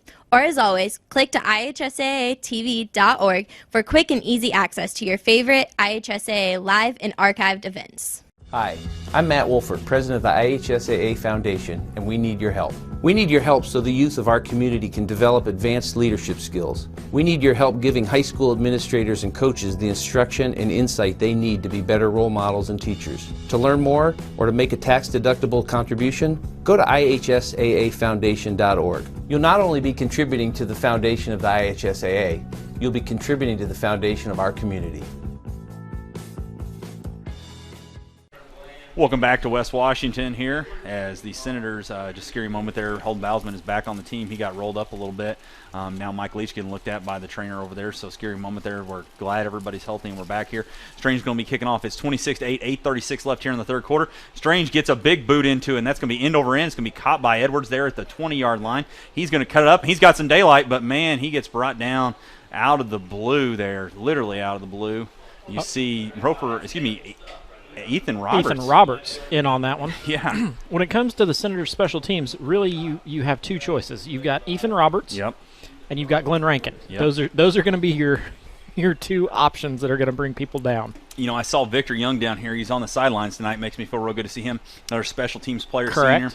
Senior had a senior ACL surgery, yeah. so he's had a kidney stone. He told me. Yeah. In the middle of that, like as much pain as you're in, then you have one of those. That just is painful for any young man. I hate to hear that. All right, so Perry's going to have to move it really quick here. 8:30 left. Motion is. They give it to Stillwell on the outside. He's going to be run behind. McFeeters gets broken down by a couple, but not before Jake Strange can push him out. It will be about a 5-yard game. So there we go. See Coach Logan Walker helping up the – you never want to go towards the enemy sideline. Yeah. And expect any help there. And there was a whole group of our great managers right there in a circle. Who or trying to stay warm down there on the sidelines. You know, Hayden Kress, I can name all of them off here. There's too many of them, but they're great group of young ladies there. Hayden Kress, Ariane Dennis, Lizzie Keltner, Bella Medlock, Ainsley Nance, and Mr. Alden Lundgren down there. I don't see where Alden's at. I don't see him. He's rolling around. He's over here on the far side. Oh, he's on the far side rolling around. You don't want to run into him. He'll hurt you. Yeah. Here's going to be the snap. That's Edwards on the outside. No, it's going to be Bland on the keep up the middle. He's going to get just enough for the first down, in my humble opinion. Yep. Going to be right at the marker, which will then move that forward. And that's going to be, I think this is pretty easy that even these guys can make the call. They did, thankfully. And so, just shy of the 50-yard line. Yeah, so here we go. It'll be 1st and 10 on the 50. Commodores driving here. 8 minutes to go in the third quarter. We get a stoppage here. I'll go through some scores around the state that I've written down here that we've gotten. It's we'll probably have a lot more finals before we're done tonight here because we'll be done by tomorrow. It's going to be outside. That's going to be Edwards. And how that's not a block in the back there on Strange, I don't know because he got just thrown to the turf. But there again, Glenn Rankin. Glenn Rankin coming in and cleaning that one up. And on to those solo tackles of 55 he had before this game. And he is stopping them. I mean, I know we're playing a little bit of a prevent there, and that's going to be probably to Bland's ability there. So we don't know. So out comes Chase. In goes Andrew Lewis, who made that big tackle there. Some scores around that we've got. Corden 14, Charlestown 0, Silver Creek 24, North Harrison 14, Providence 20, Mitchell 8. We'll get the rest after this play. Bland in the backfield there with Winter. Winter now moves over to the left. So they've got 3 guys stacked to that side. It's going to be a handoff to Stillwell. No, nope, Bland's Bland keeps it up the middle. And he's going to be stopped there. Scottsburg 72, Rock Creek 0. That was at the half, I thought, when we got that one. So Forest Park 20, Springs Valley 18. I bring that up because Forest Park did beat Perry Central. I don't know if they were without Bland in that game. I don't know. North Davies and North Decatur. North Decatur up 22-0 on North Davies. Both those have sectional and regional implications for the Senators. Heritage Hills 17. Washington, who will play next week, 0. So here we go. We got a couple more, including a really cool score there.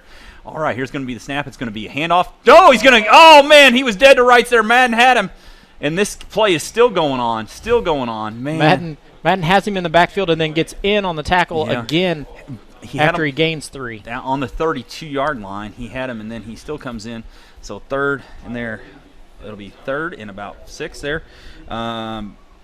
Looking, let's see, Brown County 7, and then let's see, I forget who they were playing tonight. 7-6.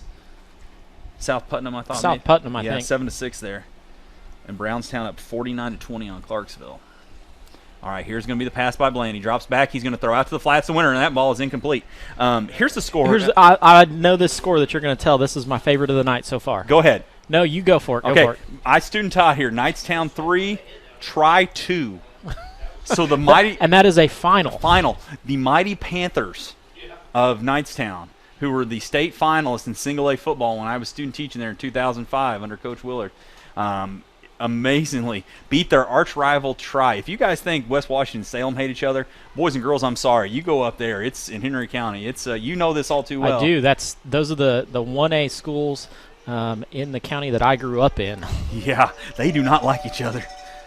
Coach Peggs was up there for a while. All right, oh man, look at this. He's going to be scrambling. He's going to drop it off. It's going to be right there under the coverage. Number 85 there. Caleb Peter comes up for it, and it's going to be a first down. McCoy comes up and kind of exploiting a guy who's just a little shorter than the other defensive backs. I know that's who they were probably looking at there, thinking who can we get the ball past there. So, man, 3-2, though, that's a score. We were trying to figure out how that worked. Yeah.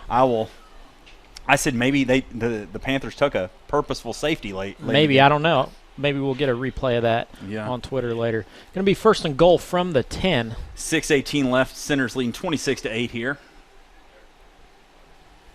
And there's the motion by Stillwell to the outside. He's going to get it. He should walk in the end zone if he can get past one blocker, but he's not, because that one blocker he had was Roper McFeeters. And Roper rides him like a bull in a rodeo out to the parking lot there. Roper and Holden both in on that tackle. Yeah, Holden came in there. Going to be 2nd and 9.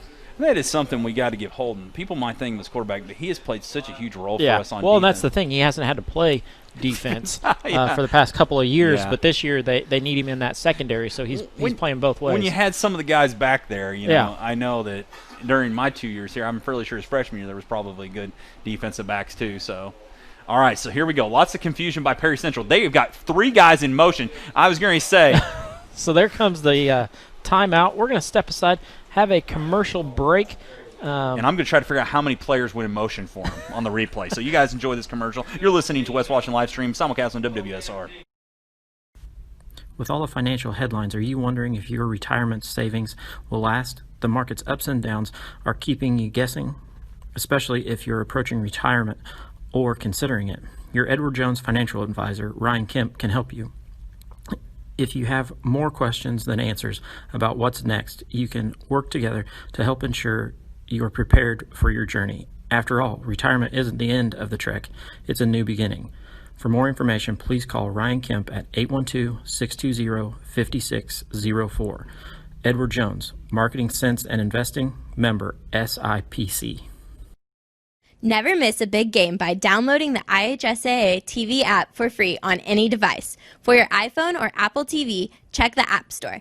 On your Android or Android TV device, load up the Google Play Store. Have a Roku or Amazon Fire Stick? We have the app for you. Check us out on Facebook Live, Twitter, or YouTube Live by searching for IHSAA TV. Or as always, click to ihsaatv.org for quick and easy access to your favorite IHSAA live and archived events. Bland on a quick run there for the Commodores. It's going to bring up a third down. It's going to be short there.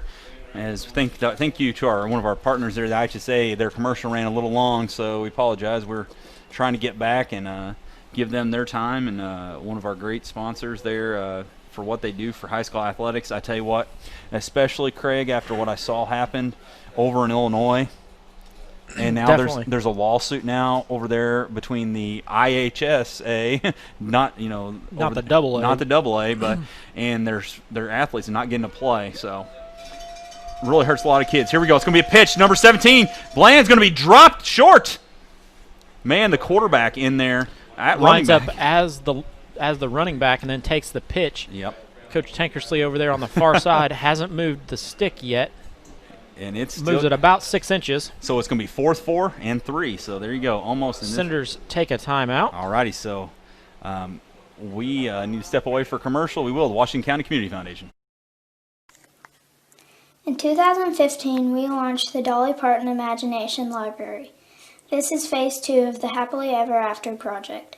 With the assistance of several local donors and sponsors, along with 5 years of fundraising by the Washington County Youth Foundation, we finally had enough resources to launch the service. The Dolly Parton Imagination Library is a free service that mails age-appropriate books to all required Washington County children under the age of 5. Although the faces of the leadership of the Washington County Community Foundation have changed over time, as is always the case with any healthy, thriving organization, the core values and mission remain the same. We continue to work diligently to assist our donors in creating a legacy that is meaningful to them. All of our success is directly related to the generosity of the sons and daughters of Washington County. We will continue to help our donors give back to our community through our foundation and improve the quality of life in our county. And we're back live at Art Sanders Field. A huge 4th down here. 4th down, 2 on the 2. 2 yards to go. Let's see. Commodores in motion. It's going to be a handoff to Stillwell. He's on the outside. He's got room. He's in for the touchdown. Ridden out there, but just a little too late. He went on the counter and made it all the way in for the score. That's going to bring it to 26-14. Jake does a nice job of staying out wide, but Kenton Chase is not able to get up into that gap where the Perry Central back is able to cut up and get into the end zone. Yeah, and that's a senior versus a freshman there. A lot of times you look at that, and that's one thing that this group was definitely – it was holding in a bunch of linemen when they were growing up. All right, so here we go. 2-point conversion. Huge play here because this can make it with the numbers game. You want this. It's going to be a handoff. No, it's going to be direct to Bland. He's going to get in to the end zone. Man, I tell you, you see the first guy just could not get the drive there, and Bland puts it in. That's going to bring it 26-16 with 5:08 left. We are going to step aside, have a commercial from Stuart Seed. We'll be back in just a moment with more West Washington Senator football action. Your success is Stuart Seed's success. That's the idea behind their 100% replant eligible program for grower customers. You deserve peace of mind even during an unpredictable season. Maximizing your profit potential comes down to identifying challenges and capitalizing on opportunities. Stuart Seed's agronomy library keeps you up to date with local agronomy insights to help you navigate through the season. Our team members make it a priority to work with your unique needs to find the best solution available. Get to know everyone on our team, from the field sales representatives to our technical agronomists. Building trusted relationships starts with sharing what we know with our Indiana, Kentucky, and Ohio neighbors just like Welcome back to Art Sanders Field here on West Washington Livestream, simulcast on WWSR, the official home of West Washington football. It's a pooch kick. It's high, and it's going to be a deep. And that's Bobby Stevens who catches it. He's got a full head of steam. He's got a full head of steam. And I tell you, he's going to make it all the way down to about the 47-yard line there. Nice run there by Bobby. If there's one guy you want on a big pop-up kick like that, it's Bobby. Bobby. Because if he gets hit high, there's not too many people that are going to be able to bring him down. Bring him down. We should have greased his jersey up a little bit there, and he might have got that little Crisco oil there. Tom Candiotti, one of those knuckleballers that knew how to always hide the Crisco in their hat. I don't know if you can do that in football there. You usually stick them we want on there. Yeah. All right, here we go. It's going to be a quick handoff. No, it's going to be Holden calling his own number. He goes past the other quarterback, Bland, and he's got some daylight. He's got one guy to beat, and he's up. He's moving. He's moving. He's going to make it for touchdown, 46 Senators. yards. And I don't know if Holden's defense is happy right now, but they just got off after a long drive, and then 18 seconds later, we have a 46-yard touchdown. So I see the freshman numbers coming in. I see Ian Rosenbaum walking onto the field to kick the extra point here. Ian's 14 for 18 on the year here. Great game last week against North Central. So he is up here. And Tyden Williams talked about the freshman connection there. I gave him that name. They got of Nance, Cameron, and Rosenbaum here. So see if these young men can do it. Kick is up, and that should be good. Oh, no! Man, I tell you. Goalpost. It just died on him. Almost like Bugs Bunny-ish there. It just went up. So it's going to be 32-16. We're going to step aside for a quick commercial break. You're listening to West Washington Livestream, simulcast on WWSR. Lynx Clothing and Shoes carries a wide variety of items from name brand clothing and shoes to sports apparel and sporting goods. We offer custom screen printing and embroidery, free gift wrapping, alternations, and layaway. Our hours are Monday through Thursday, 9 to 5:30, Friday 9 to 6, and Saturday 9 to 5. We are conveniently located on the north side of the Salem Square and are a family-owned and operated business. Stop by and see us today, 812-883-4154.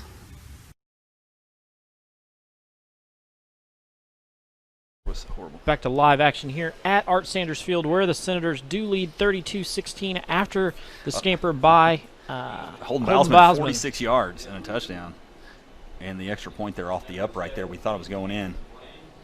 It decided to die right there on the edge there. So Bousman extends the Senators' lead 32-16. So you talk about a gut punch. After Bland kind of dissects the Senator defense, Bousman's like, that's all right. Watch me do it in one big shot here. So here we go. Again, the kick is up, and that's going to be a low line. I like that. I like it. Look at it die right there on the sideline. Bland's going to pick it up, and he's going to get socked, and roboted down there. I tell you what, that's when you got the quarterback there. When you get a free shot on the quarterback, even though he's like a running back, you'll take it. Guess who rolls off the top of that pile? Glenn Rankin. He's ranking in the tackles. Yep. I think Alden down there was ready to make a tackle too. He was ready. He's got him. So, and if not, Holden was down there too. The Holden Russell was ready to go. I'm seeing if we forgot the T. Do we got the T? I was trying to see he was on T duty tonight. Tankersley's got it. So yep. Jank Tankersley and Isaiah's out there. Isaiah's out there too. And I think that's everybody, right? Yeah. We got them all. Got them all. I'm like giving those shout outs, all those, and Kenton Chase running in. Okay. All right, so all of a sudden, man, Roper's going to be up on line. It's going to be a handoff to the right side. That's Edwards. He's going to be, and that's what we've been waiting for. That's what you want. Welcome to Campbellsburg. And was that? I think it was Charles Madden that came in on that one. It looked like number 20, Van Cleve. Well, it may have been Van Cleve. I didn't see Van Cleve out there. Van Cleve getting a lot of high fives there, and he was on the right side, so I think he came through and said, all right. He's trying to find that guy who poked him in the eye earlier. There we go. He's like, I will not be your Larry or one of the Three Stooges there. I'm going to take under him 4 minutes to go here in the third. 32-16, West Washington leading the Perry Central Commodores. There's another one. It's going to be a pass by Bland. He's going to drop back, go over the middle. Guess whose big Paul got that one again? Bryce Brown. Okay.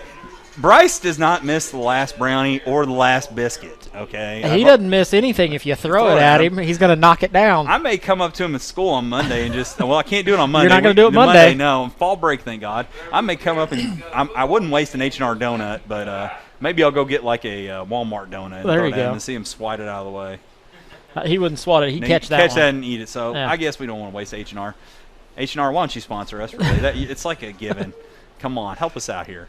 My wife spends more on coffee there a week than I spend on gas coming here. So, and apparently Mr. Akers. Oh, there's a jump. A jump right there. The freebie. Oh, man. Was that Bryce who jumped off? It was. Bryce does a great job on the play before getting his hands up and then jumps off sides. I would say that Bryce's family know that's watching, but everybody's here. Yeah, Bryce's family sits right in front of us. So we see that. So, and I'm looking for reaction. Mom is throwing her hands up. That's what's cool. And I tell you what I love around here is you see a lot of parents who kids who graduated last year are still here watching kids. Yep. And that's what's awesome.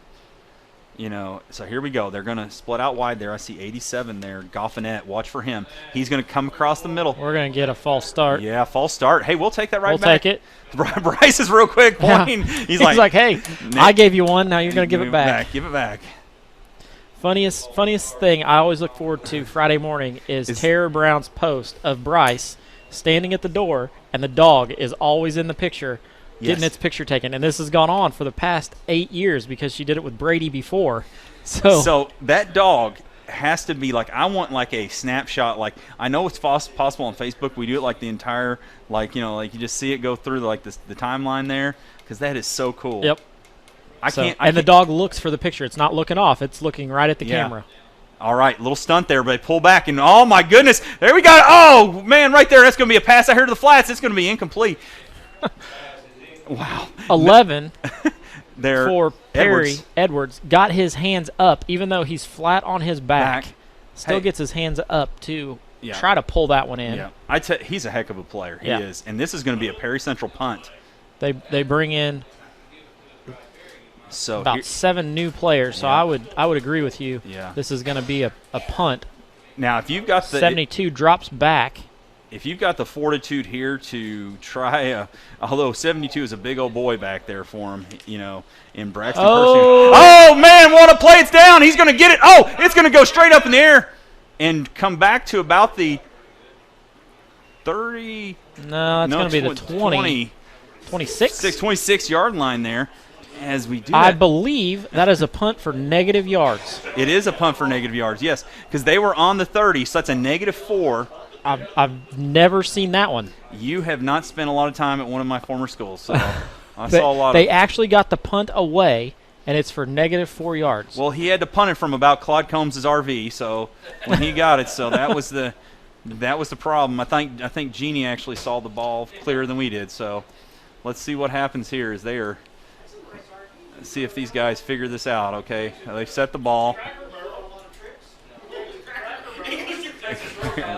The talk in the press box is, where does Claude take his RV? And his answer was to Cracker Barrel. Oh, here's the pass. It's going to be to Jake Strange on the outside. He's wide open. Booyah! 32 with a big score. There's a flag. Oh, goodness. Well, that's going to come back. And they're looking at Pearson there, and Pearson and somebody else there, both looking. Man, I tell you what, Holden Bousman could not have thrown a prettier ball. I'm looking at the replay right now along with everybody else, wondering where the flag is coming from. Let's see what they got. Illegal man downfield? Is that right? I'm watching it again. I'm not seeing a lineman downfield. Ineligible man downfield. Do these guys got money on this game? Are they on DraftKings or Sportsbook over there in French Lick? Because nope, it is. It's 64 is that's downfield. Pearson with a little extra. Yep, Pearson is downfield. Okay, so that's all right. I went to school with his dad. His dad wasn't that fast. He couldn't have gotten there. All right, here's going. It's going to be Roper up the middle, and he's going to go forward for a couple of yards.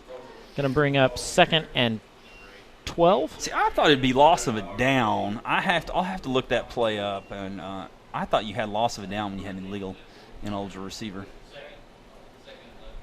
I watched the game at Valley when I was at one of my former schools get down, and that was the play that ended it. It ended that. That's how the game ended, on a play like that. We thought we'd won, and I nearly threw up when that play, and the player was nowhere near that, which is what's crazy. So here we go. It's going to be a quick pitch to Roper. He's got some daylight. He's going to cut upfield, not before he's knocked down, though. Gets a big hit at the end of that, but pops right back up. Craig, we're still in the third quarter. Yep. 2:40 left. Clock is running, though. This, as we live and breathe, it is 9:30. 9:30. This is bonkers if I've ever seen anything. This has the feeling of a sectional game, though, a sectional or a regional game. Yeah. You know, a late start, a back-and-forth game. Yeah, so here we go. Can the Senators do something here? Is they're going to find it to McFeeters? He's found some daylight. He's still on his feet. He is going all the way down to about the 6-yard line, it looks like. The side judge over here is helping me out. That was the X button on the Xbox controller that he hit right there. Put it through the spin cycle. I tell you. During quarantine, I broke out the last NCAA football game they made in 2014 with Denard Robinson on the cover. I bought it for $80. It's worth $300+ now. It's worth more than the system you played on. And here we go. And McFeeder's there. McFeeder steps over one of the Perry linemen. That's when Ed O'Bannon and them came through and got that big lawsuit against the NCAA. Yep. And so players now can be for likeness, but I think that the problem was they weren't expecting all that to go down because, man, there's some money to be made in that needs to be done. But do you know what the NFL players get for each of them get for the Madden game? Did you know this? They each get a check for $10,000. Every player in the NFL, $10,000 they get paid. Here's the snap, and that's just a student body. I don't know who I don't know was. if he got in or not, but he ran behind Roper. all the boys in West Washington High School. Yes, I mean you could not. I mean I think the only thing stopping him was the goal line. It's 3rd and 1 on the 1 here. 1:17 left. The Senators are knocking on the end zone's door, and they've had a lot of bangs. And Perry Central's like, "What's going on?"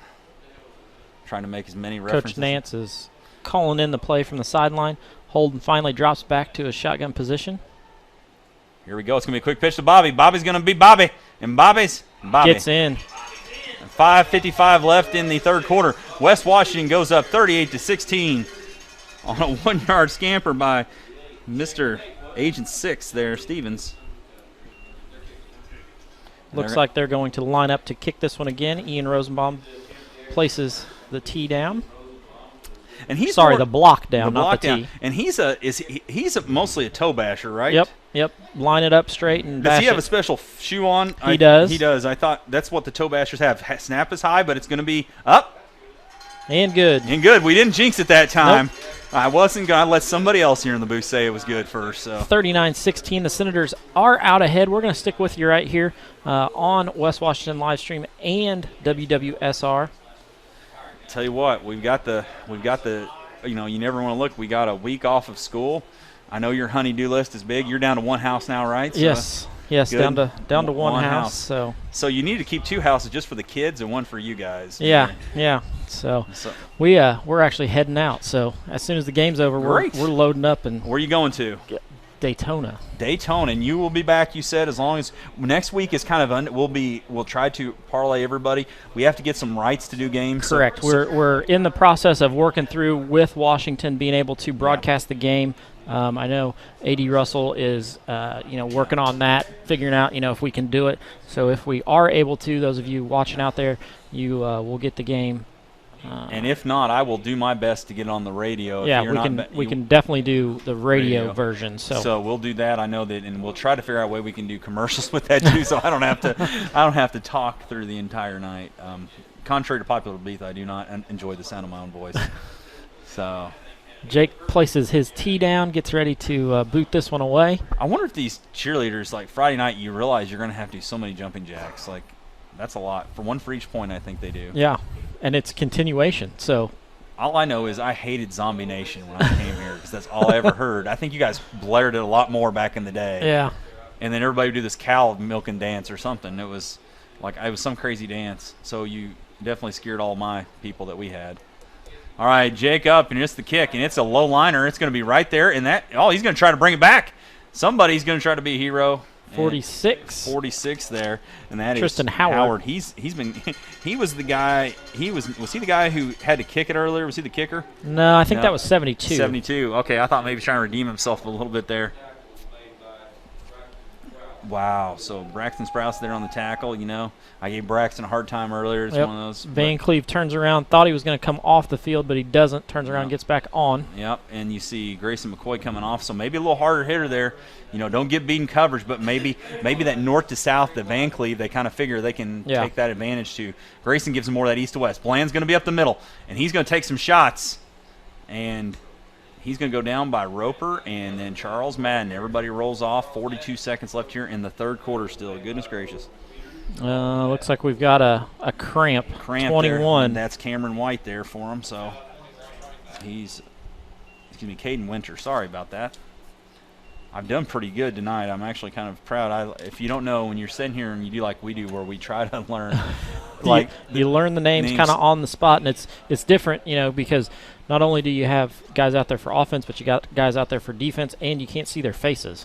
Yeah, and so Mr. Akers here actually puts it up on the glass in front of him.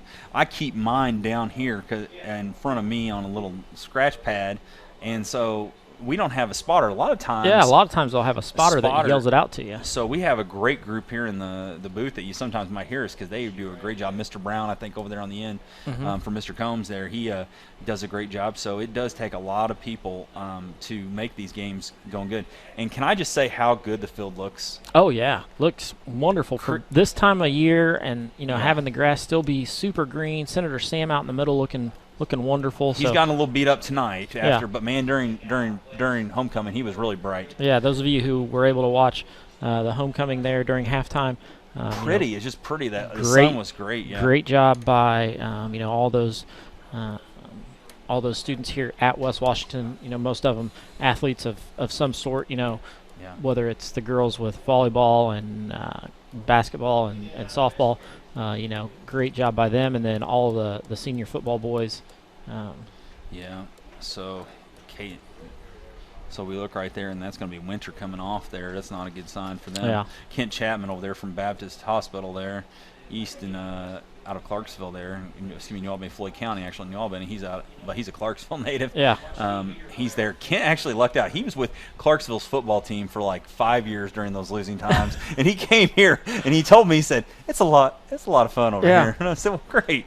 It's a lot of fun when you're winning. And so I'm glad Kent and his kiddos in there. And a big thank you to Jeremy Cox, Mr. Chris Jarrell, and Jesse Hoare, who do our field. It looks amazing. We didn't get to see that. It's going to be handoff to Stillwell on the left. He's going to fall behind the student body, but not before he is drugged down by Pearson there. Landon Pearson. Yeah, Landon Pearson in on the backside of that one to drag down. Let's hope this brings us to the end of the fourth quarter here. There's 20 seconds left. Into the third quarter. Third quarter, yeah. Oh, wishful thinking. Wishful thinking. And just hear me out here, please. Doesn't always seem we play Perry Central. The games take eons to get done. Yep. Okay, and I've been on a lot of lopsided victories, like on the bad side of victories with these, on losing on these guys. So we're going to step away here for the couple messages. Thank you for listening to West Washington Livestream, simulcast on WWSR Radio.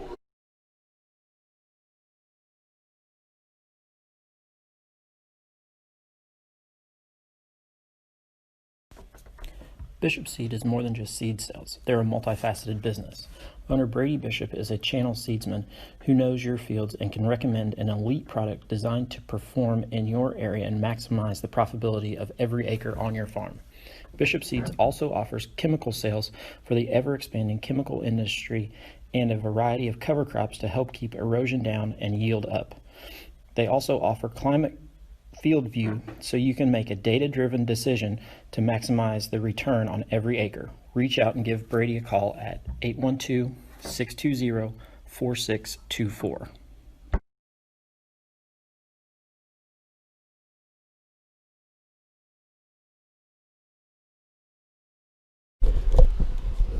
Back to live action here at Art Sanders Field, where the Senators do lead 39-16. We're going to start the fourth quarter here. After we get the teams turned around there. Oh, goodness. It's one of those nights. Week 7 of games, and they're just figuring out that they've got to switch after each quarter. I begged them not to switch halves in junior high, and then they started doing by quarters like in 8th grade, and it was like, oh, you don't even know. All right, so here we go. Going to be 3rd and 4. All righty, Bland's got twins to the right. Single back over here, number 85 there. Peter on this side. It's a low snap. He's going to have to pass it. He's going to come up in the box. It's nobody there. We got guys flying everywhere. And, is that interception? No, it's going to be an incomplete pass. Roper McFeeters dives, gets his hands on it, but not going to be able to pull that one in. So that's going to bring up 4th down. So Mr. Akers had a surprise vacation thrown on him to Florida. That's pretty nice. Just able to pack up and leave. Look at you. Yep, I actually packed last night.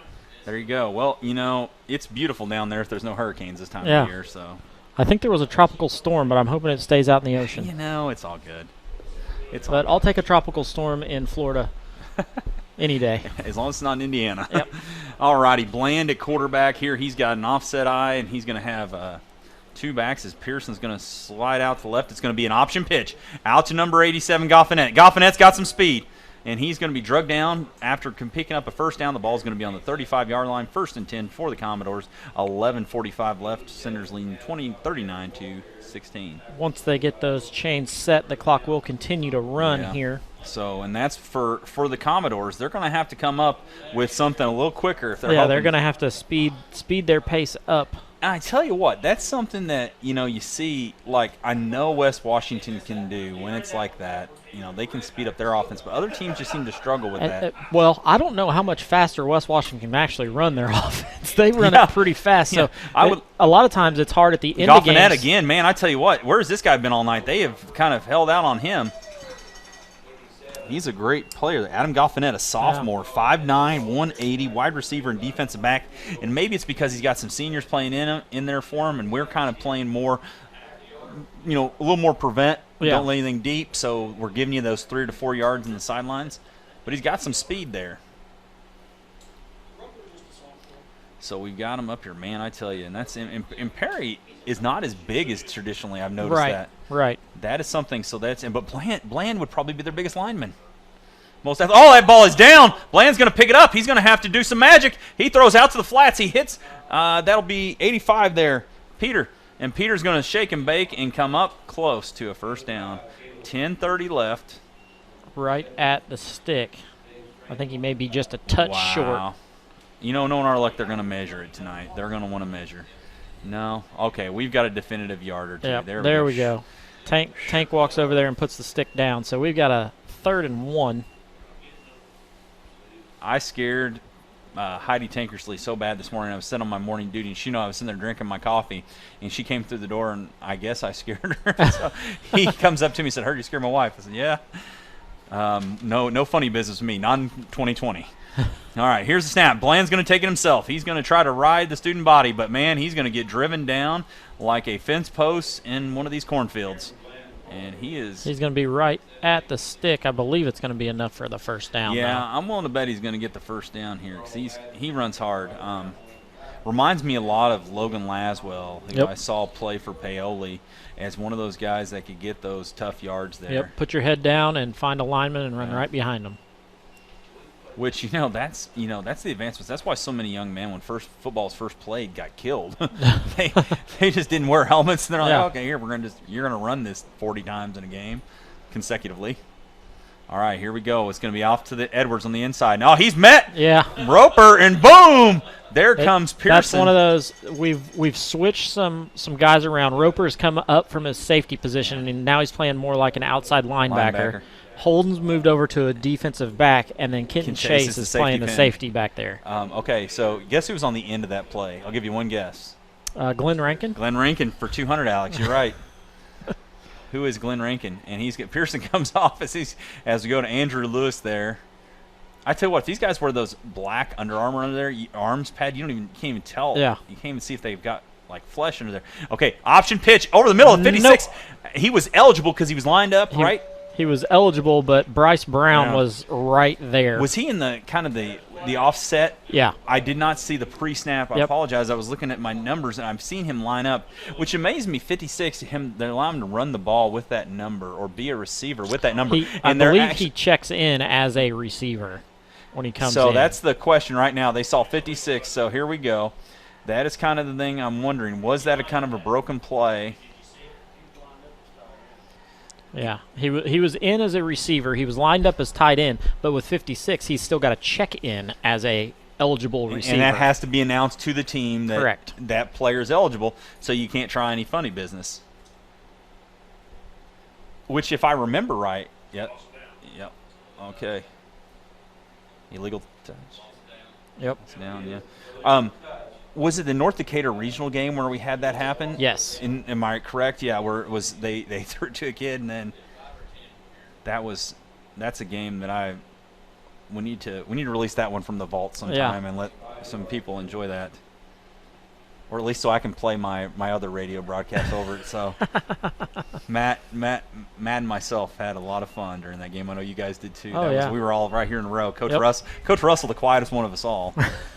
Which is not what anybody would ever expect. So And I'm sorry if people said if you're listening to that you heard us more than you guys on that one, so we apologize.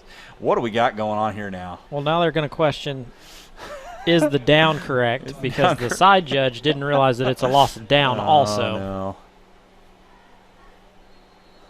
Larry, Moe, Curley, and Shemp out here struggling, it looks like, a little bit there. So brings up 3rd and 14 from the 27. It's going to be out wide to Edwards. He's got lots of daylight. He's going to cut around Ken Chase, and Glenn Rankin rides him out rodeo style.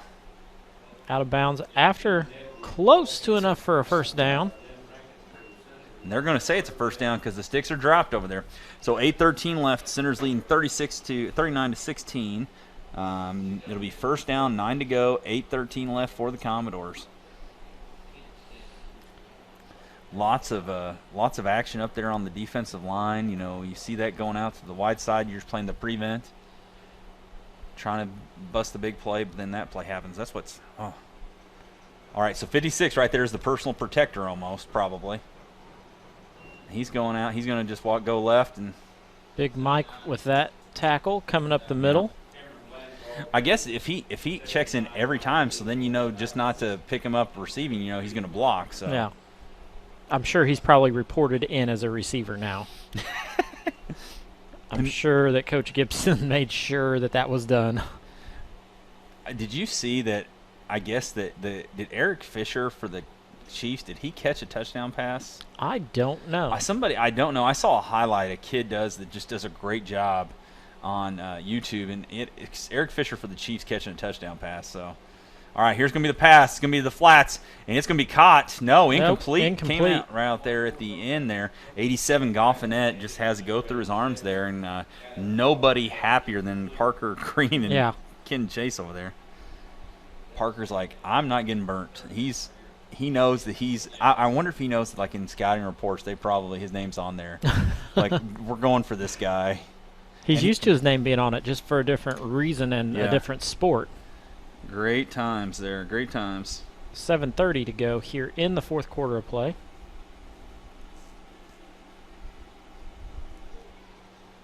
All right, here we go. 3rd down and goal for the Commodores. Going to be a handoff. And it is going to be He's going to get into the end zone. Touchdown, Commodores. 7:32 left. The touchdown by... was that 24 that got in? That would be Stillwell. I believe it was. So he's the second touchdown of the night for him. He kind of comes up and makes a great play there.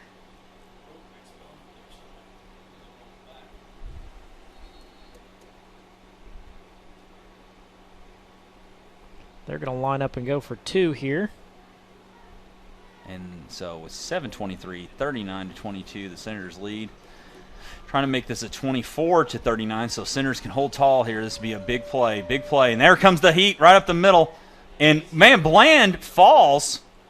He fell before he could get in. It was wide open. There was a hole, but he gets tripped up before he can get there. And what caused him to trip? I think it was a ghost on the field, apparently, because he went down and, there was a hole there that he could get through no problem, but he goes down before he gets in, so that's a 2-point conversion that is no good, which keeps our score at 39-22, 7:23 left to go here in the fourth quarter, where West Washington is leading. Like we said, this is a PLAC matchup for the championship, more than likely, and a sectional matchup. So like we said, coming in, you've got to probably beat one of these teams twice if you want to win them both.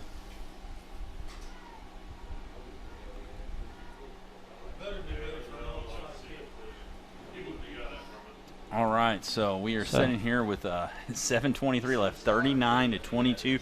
Thank you for watching West Washington Livestream, simulcast on WWSR, the official home of West Washington football, on your radio dial. So here we go. We're going to see something quick. I'm going to say that we're going to see an onside here. Squib? No, they're going to boot. Gonna go deep. Going to go deep. Oh, Stevens, oh, man, that ball runs off his hands. Bobby picks it up about the 3. He's going to cut right. He's going to cut left. He's going to take 3 guys with him, 4 guys, and he's going to come out to the 20. Wow, man. Nice gain there by Bobby for about 17 yards. And Bobby says, you are not going to – that's the hardest 20 yards, anybody's earned in a while there. So you can't stop him, but you can try to contain him. Yeah, they keep hitting him, and he just keeps right on rolling. So we got this going on. If you had any final scores reported in? I have not.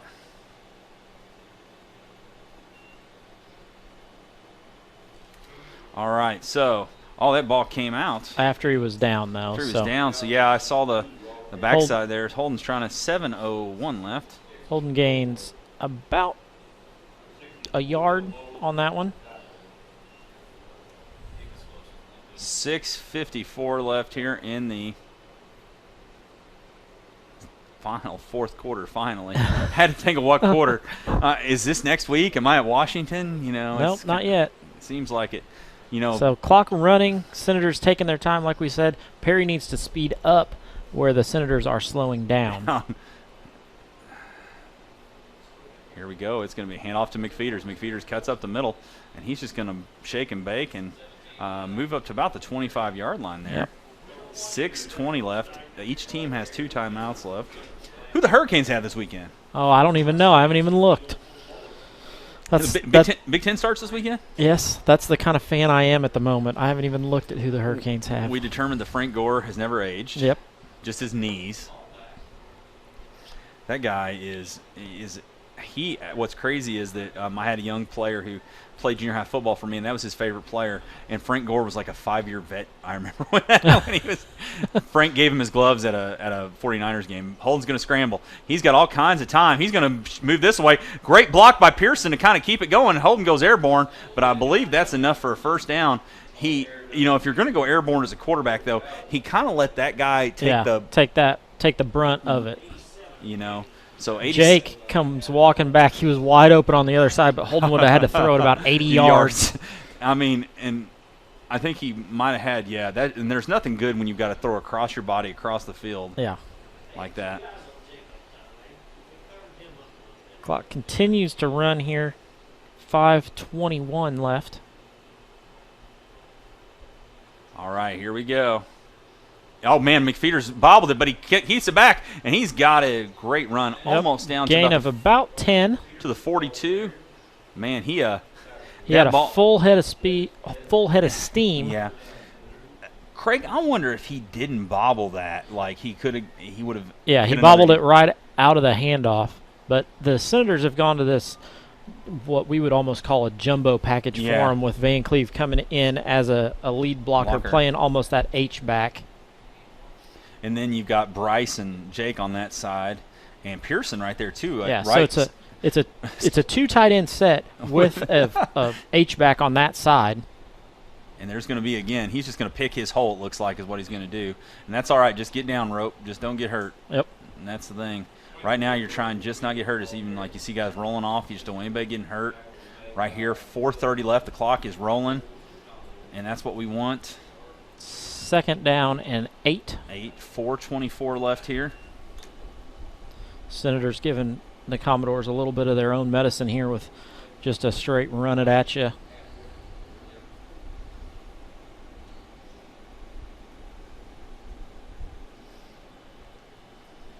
All right, here we go. Quick snap to McFeeters. He's cutting up the middle, and oh, man, I tell you, Bland gave him a shot. He gave Roper McFeeters a shot. And hopefully everybody's coming over to help him back up. Whoa, that is probably the most shuck that Roper's had, because he come around the corner there, and that was the one guy left, and Roper's going to come off the field there as Ken Chase comes on. Clock is running, and I believe it was the knee at the end that caught Roper kind of on the side of the helmet. Okay. I don't think it was the initial hit. I think it was the knee that came a little bit later. Kind of like the Hulk Hogan's boot is what you're saying there, a little sweet chin music. All right, here we go. And this is Ken Chase in the backfield. Nope, it's going to be a handoff to Stevens.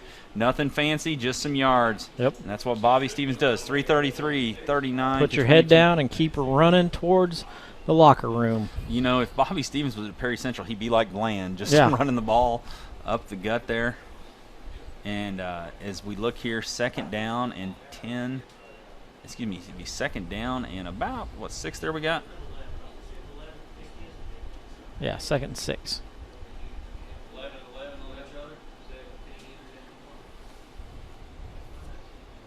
All right, here we go. Right there, pass to Parker Green. He is going to be, that's going to be a 1st down in my opinion. Yes, the side judge there. Comes in. Nice pass there by Holden. Going to be a 1st down. Which is what we're looking at. We're looking for those side judges always tell us where tell us where the spot the spot is. And you see the guy come over the middle. He's looking for the ball. Yep. And he will move it to where that guy is, which is not an exact science. Parker moves to the other side of the field. He was on the far side. Now he's on the near side. Got lots of people who are heading out amongst us for fall break. Everybody, please be careful as you do that. Got a lot of people chiming in. Here we go. It's going to be a handoff to Steve. Bobby. And he is rumbling. He's stumbling. He's still on his feet. And he's going to be down at about the 15. The only person was Parker. Parker made the nice tackle there on that one. Yeah, and then Roberts comes in behind. Was that Roberts 25 coming in? It was, yes. Yeah. Roberts in the backfield there, trying to fill in some warm bodies there as the Senators are cruising. When they take this snap, it'll be under 2 minutes. Not a 2-minute warning in high school football, so clock will continue to run. All righty. Holden's going to – I thought he kept it. No, he's got to Roberts. Roberts is trying to get in there. Roberts had a touchdown called back last week. Yes, he had 2, didn't he? 2. Did he have 2 called back this year? 1 last week. I don't know if it was 2. He had that big 65-yard scamper that got called back. And did he have one when Clark threw the touchdown? I think he had 2, yeah. Oh, my gosh, yeah, that was – so that's what we're looking with. 1:35 left. The Senators are leading 39-22. And, Craig, I know we said this before, big plays. Yep. And big players. So, Senators go over. They're going to get in victory formation. They are not going to – they're going to go in victory formation. They're going to snap the ball. Holden's going to take knees here to finish off this game. Probably going to have to take 2 of them to get out. So, drops down to a knee, takes that first one. You know, and I will say something about when you do play Perry Central. It's a very classy football team. You don't have to worry about it. I think if anything infuriates me more tonight, I think is maybe the officiating got a little choppy there. They let some stuff or called some stuff that we just hadn't seen all year on some big plays. So, well, going away, we're going to go ahead and as this game winds down to the final moments, Brad, final thoughts here. Hey, big plays, big moments. And what, Holden Bousman came back from a little bit of what we thought was an injury there to, get pretty good. Roper's a little banged up. We got a week to go get ready for Washington before we finish off with the county rival there. It is going to be a final of 39-22. West Washington is going to clinch the PLAC title in quotation marks. I think it's a PLAC title. Yeah. And definitely when you look at what they've done, no team is going to play everybody. So who's got the best record is all you got to say. Right. So great job by the Senators tonight pulling out the win, 39-22. We're going to sign off. Thank you very much. This has been Craig Akers and Brad Mills for West Washington Livestream and WWSR.